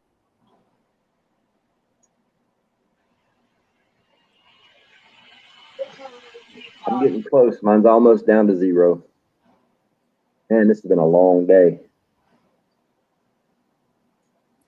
No, I'm surprised I'm still awake. But I did take a nap. I took like a 3-hour nap. So I tried to. I couldn't, man. I tried to a couple times. I was like, nope. Get up. In a couple of hours, it'll be breakfast time for me. What time is it over there, Jim? It's 4 a.m. now. Oh my goodness, sweetheart. I stay up for you guys because I was clever. I did what Jess did earlier. I took a couple of hour nap earlier because I knew I was coming onto your panel. So I was like, okay, get your head down for a little while, have a nap.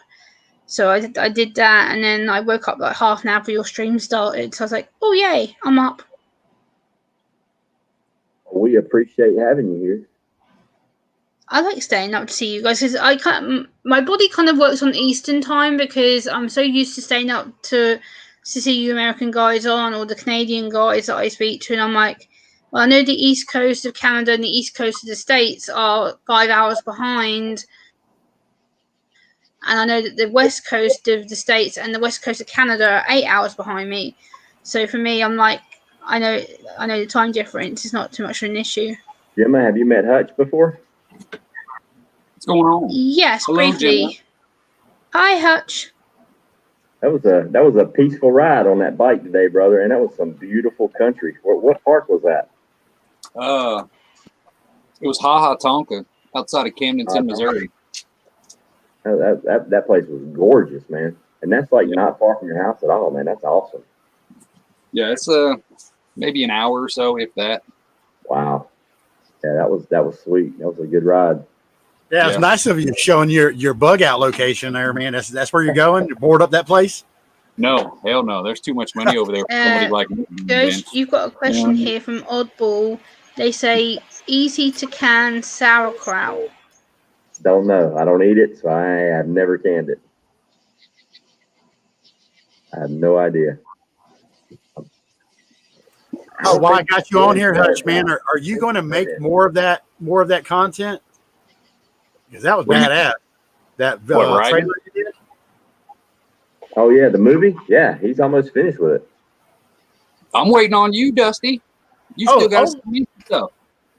I'm making an hour-long movie, man. I'm already in my bunker, man. I'm just waiting. Right now, I got 12 minutes ready to go, but I've still got like I don't know, maybe 6 or 7 hours of unedited stuff to go through to add to it, and then I'm just waiting on everybody to throw me their stuff around. Like, if I can get everybody to get their stuff in by the 1st, then I'm aiming for around the 15th or the 20th, and I should have like an hour-long movie. Nice. Uh-oh. Hey, Hutch. What's going on? How are ya? Another day living the dream. Yeah, that was awesome this morning. I caught the replay. I'm surprised I had signal down in some of them bottoms down there, but hey, it worked out. It kind of it like buffered a few times, but it was a pretty good signal. Stephanie, I'm half Choctaw and half Black Dutch. I got the best of all the world. I'm a gypsy, Native American gypsy. Uh-oh. We're pretty much in the same boat on that one, Dusty. I'm more mutt than Native American now. I've met my biological father on the Indian reservation. I was raised in Florida, so it's a different world. You know, my grandma's mother didn't speak English at all, but my dad's side was so mixed in with white trash DNA passed down that it overtook it. It might be hard to believe, but back in the 70s and the early 80s, when I lived with my grandmother, I didn't even have running water or bathroom or nothing. I used to go down to the little well and get jugs of water. Hell, I was living like that last year. What you talking about, man? Look at that sloppy Joe. I was wanting to jump on here and can with y'all, but I ain't got no place to put it. We got 40 pounds of hamburgers sitting in the freezer. Okay, everybody. We used to call sloppy joes in my family. We call them sloppy ollies because my late grandfather's name was Joe, but his name is actually Oliver. So my sloppy ollies are bubbling and going for it. Nice. Yeah. Good. Beautiful. It smells really good too. Successful job. Yeah, it looks really good. Woohoo! Hey, All right. Hutch, how you doing? What's up, Suzanne? I just did hamburger today. I didn't do the sloppy joes. I couldn't find what I wanted. Why don't you don't like the? I'm with Ghost. I like the taste of the canned stuff. Yeah, that's why I didn't change it. I'm used to eating it. I don't want to mess up and can 30 pounds of something that I don't like. Right. Now, see, I think I screwed up by taking my salt intake, and I've really reduced it so much that stuff is really, really pungent to me. You know, that manwich. I used to love manwich, but nowadays it's just. Oh, it's yeah. strong. It's real strong nowadays. Oh, so it's not just me. Yeah. I'm not sure what it is. I forget. There's one I found. I think it's Del Monte or something like that. But I couldn't find it anywhere. And yeah.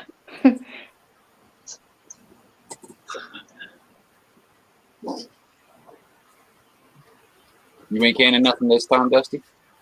Nah, man, I got food poisoning, man. I've been down and out I spent 20 hours down yesterday sleeping. And when I woke up today from being so sick and throwing up and stuff, my guts hurt. So it's hard to move around. Laughing right now, it really hurts. Right. Then don't do that. Yeah, it was the egg. I think it was because that's what I started burping, and it tastes like sulfur. You know, the rotten egg. That's what I mean. It just started burping hard. I'm like, wow. And then all of a sudden, I felt, oh no. Bubble guts kicked in. Oh yeah, it was rough, man. It hurt. I don't like it, but you have to live through it. And I sweated a lot, so and I, even though you're not supposed to, I still ate something, even though it went through me. I still try to eat more. I started with chicken noodle soup, the chunky chicken noodle soup in a can. Just What do they say? Crackers and 7-Up. That was my grandma's recipe for everything. Like, oh, you don't feel good? Crackers and 7-Up. Yep.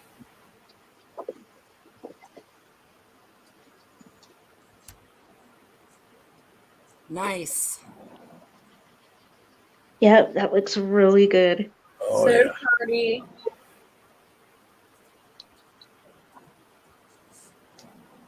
Smells good. It does, right? It smells really good. Mhm. I'm lucky too because I had a little bit left over. I couldn't get in my jars. Yeah, we know it's on your beard. Not yet, but it's sure enough gonna be.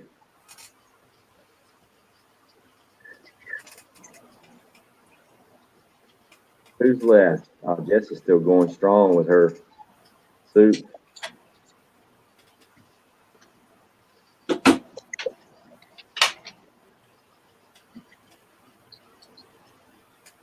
What the fuck? I'll be right back, Ghost. I'm going to switch computers.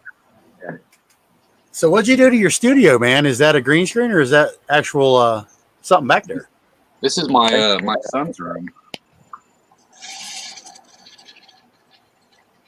It's that 10 by 12 shed. Yeah. With carpet down. We got we received some sheetrock up, pallet wood and tin on the back, pallet wood and tin on the front. Oh yeah. Nice. Keeps the tax man away. I thought about moving into my little shed, man. You should, man. They're easy to fix up. They don't really take nothing. 20 years of marriage. Right. I want to get another one. It's a 10 by 12. It was only like $1,600 flat out. And then I think I paid about $2,000 for mine. say we're not even $200 worth of stuff on the inside to get it done. We just need a few trim pieces. Insulated, wired, ready to go. Thanks for hanging out with us, Lala. Thank you, Lola. We'll see you later. See you later, Yeah. Lola. I might head out too, Ghost. My canner's done. I'm going to go pass out. Yeah, it's not gonna be long for me either, man. I've been going since 3 a.m. Oh, I show up and everybody burns out. Good thing I'm not. Sorry, Matt. That's okay. I'll take my feelings and go. Thanks for hanging with us, Jess. I appreciate it. You're welcome. Yeah. I'll see you guys next time. Have a good night. Love you, Jess. Love you Good too. night. Bye. Bye. Later, man. But Hey, you're in Stuart, your shed now, where Hutch? have you been, Stuart? I was the first one. Yeah, Susanna whooped everybody's butt tonight. She finished first. She cheated though. She didn't have any seasoning in hers. Same time though. Same processing time. Yeah. Like Virginia and I were pretty sure she did her stuff yesterday, and then she just pretended like she can today. She just showed us the finished product. Last night. We're pretty sure she cheated. Did Hey, anyone you guys got any recommendations on my tomato plants? Got these, it looks like some type of worm or something that's going around the leaves. And it's not actually eating through the leaf, it's on the top of it. And it's browning the top of it in like a line. I have it in a video I posted about it, and it's on my tomato plants. It hadn't actually fruited any tomatoes yet, but I it's saw taller that. than I am. It's over 6 foot tall. Yeah, I don't know. it is. I've been weird. lucky. I've had a lot of ladybugs just naturally show up out back on my plants, so they've been putting in work. they've been doing the damn thing. I've been lucky so far. Yeah, I would say 7 dust. I've been using that diatomaceous earth around my potatoes since I had those hornworms, and it seems to be working pretty damn good. I haven't. I got the Japanese beetles like crazy, but they're not really touching anything, or as far as eating anything. But yeah. That I have a dwarf lime tree, and all the leaves are pretty much gone. Something ate the hell out of it, but the fruit's still there. That's the problem I'm having with my persimmon tree out back. Is those little wiggly worms that make the big spider web things up in the branches and stuff. They're killing all my branches, and it's giving me like little stupid fruit, like half the size of what it should be, because they're not getting any kind of chlorophyll energy and all that. You know what I'm saying. Yep. Nice, Sherry. I'll try that. I got some diatomaceous earth. I'd use that for fleas. Mm-hmm. That's good. Fleas start getting around, start scattering that stuff around. That especially the food grade diatomaceous earth, man. That stuff's on point. That stuff works good. The only problem is when it rains, you got to do it again. But it works, for ants, any kind of hard shell critters, it tears them up, man. It just rips them apart. Yeah, redneck. That's the problem I'm having. Is I've got one tree. Like I cut them all down before I knew what they were, because I was landscaping and all that shit for the backyard. Then as soon as I found out what they were, I had one tree left, and I get maybe 50 fruit off of it. It's probably 30 foot tall, but I've only got 2 branches left and like 5 leaves on the whole damn tree. But I've literally got 137 that are roughly 3 or 4 foot tall that are coming back up for the ones that I cut out. So I'm hoping here in the next couple of years it builds back up into a nice little orchard. Mm-hmm. Well, boys and girls, I think I'm going to take my tired butt to bed, or at least I'm going to go eat something. I'm about wore out. We know you need beauty sleep. Yeah. Yeah, as much as possible. I just need to eat. Maybe another drink. I'll be good. We'll find somebody else that's live, and we'll go mess with them. Yeah. Or Hutch will go live. I don't know if I'm going to go live. I think I might go over there and I think today's Stedding's birthday. He wanted people to roast him, so I think I might go over there and see if I can make him cry. That'll work. Anybody can do it. You can. Hell, he was live last night or this morning for like 8 hours in his truck. Yeah. Did you jump on there last night?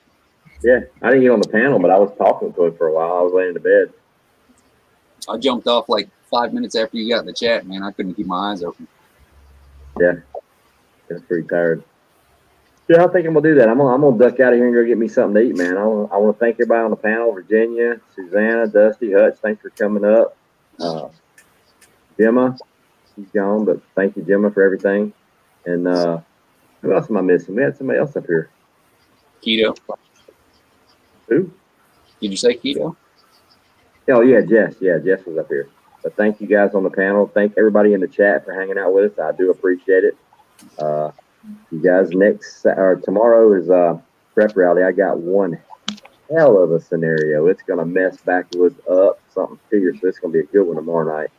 And then next week is Prepper Summit on Saturday, and then another episode of Prep Rally on Sunday at 8 Saturday, 9 Sunday Eastern. My email is ghostprepper1369@gmail. I'll put it in the chat real quick. Happy birthday, who?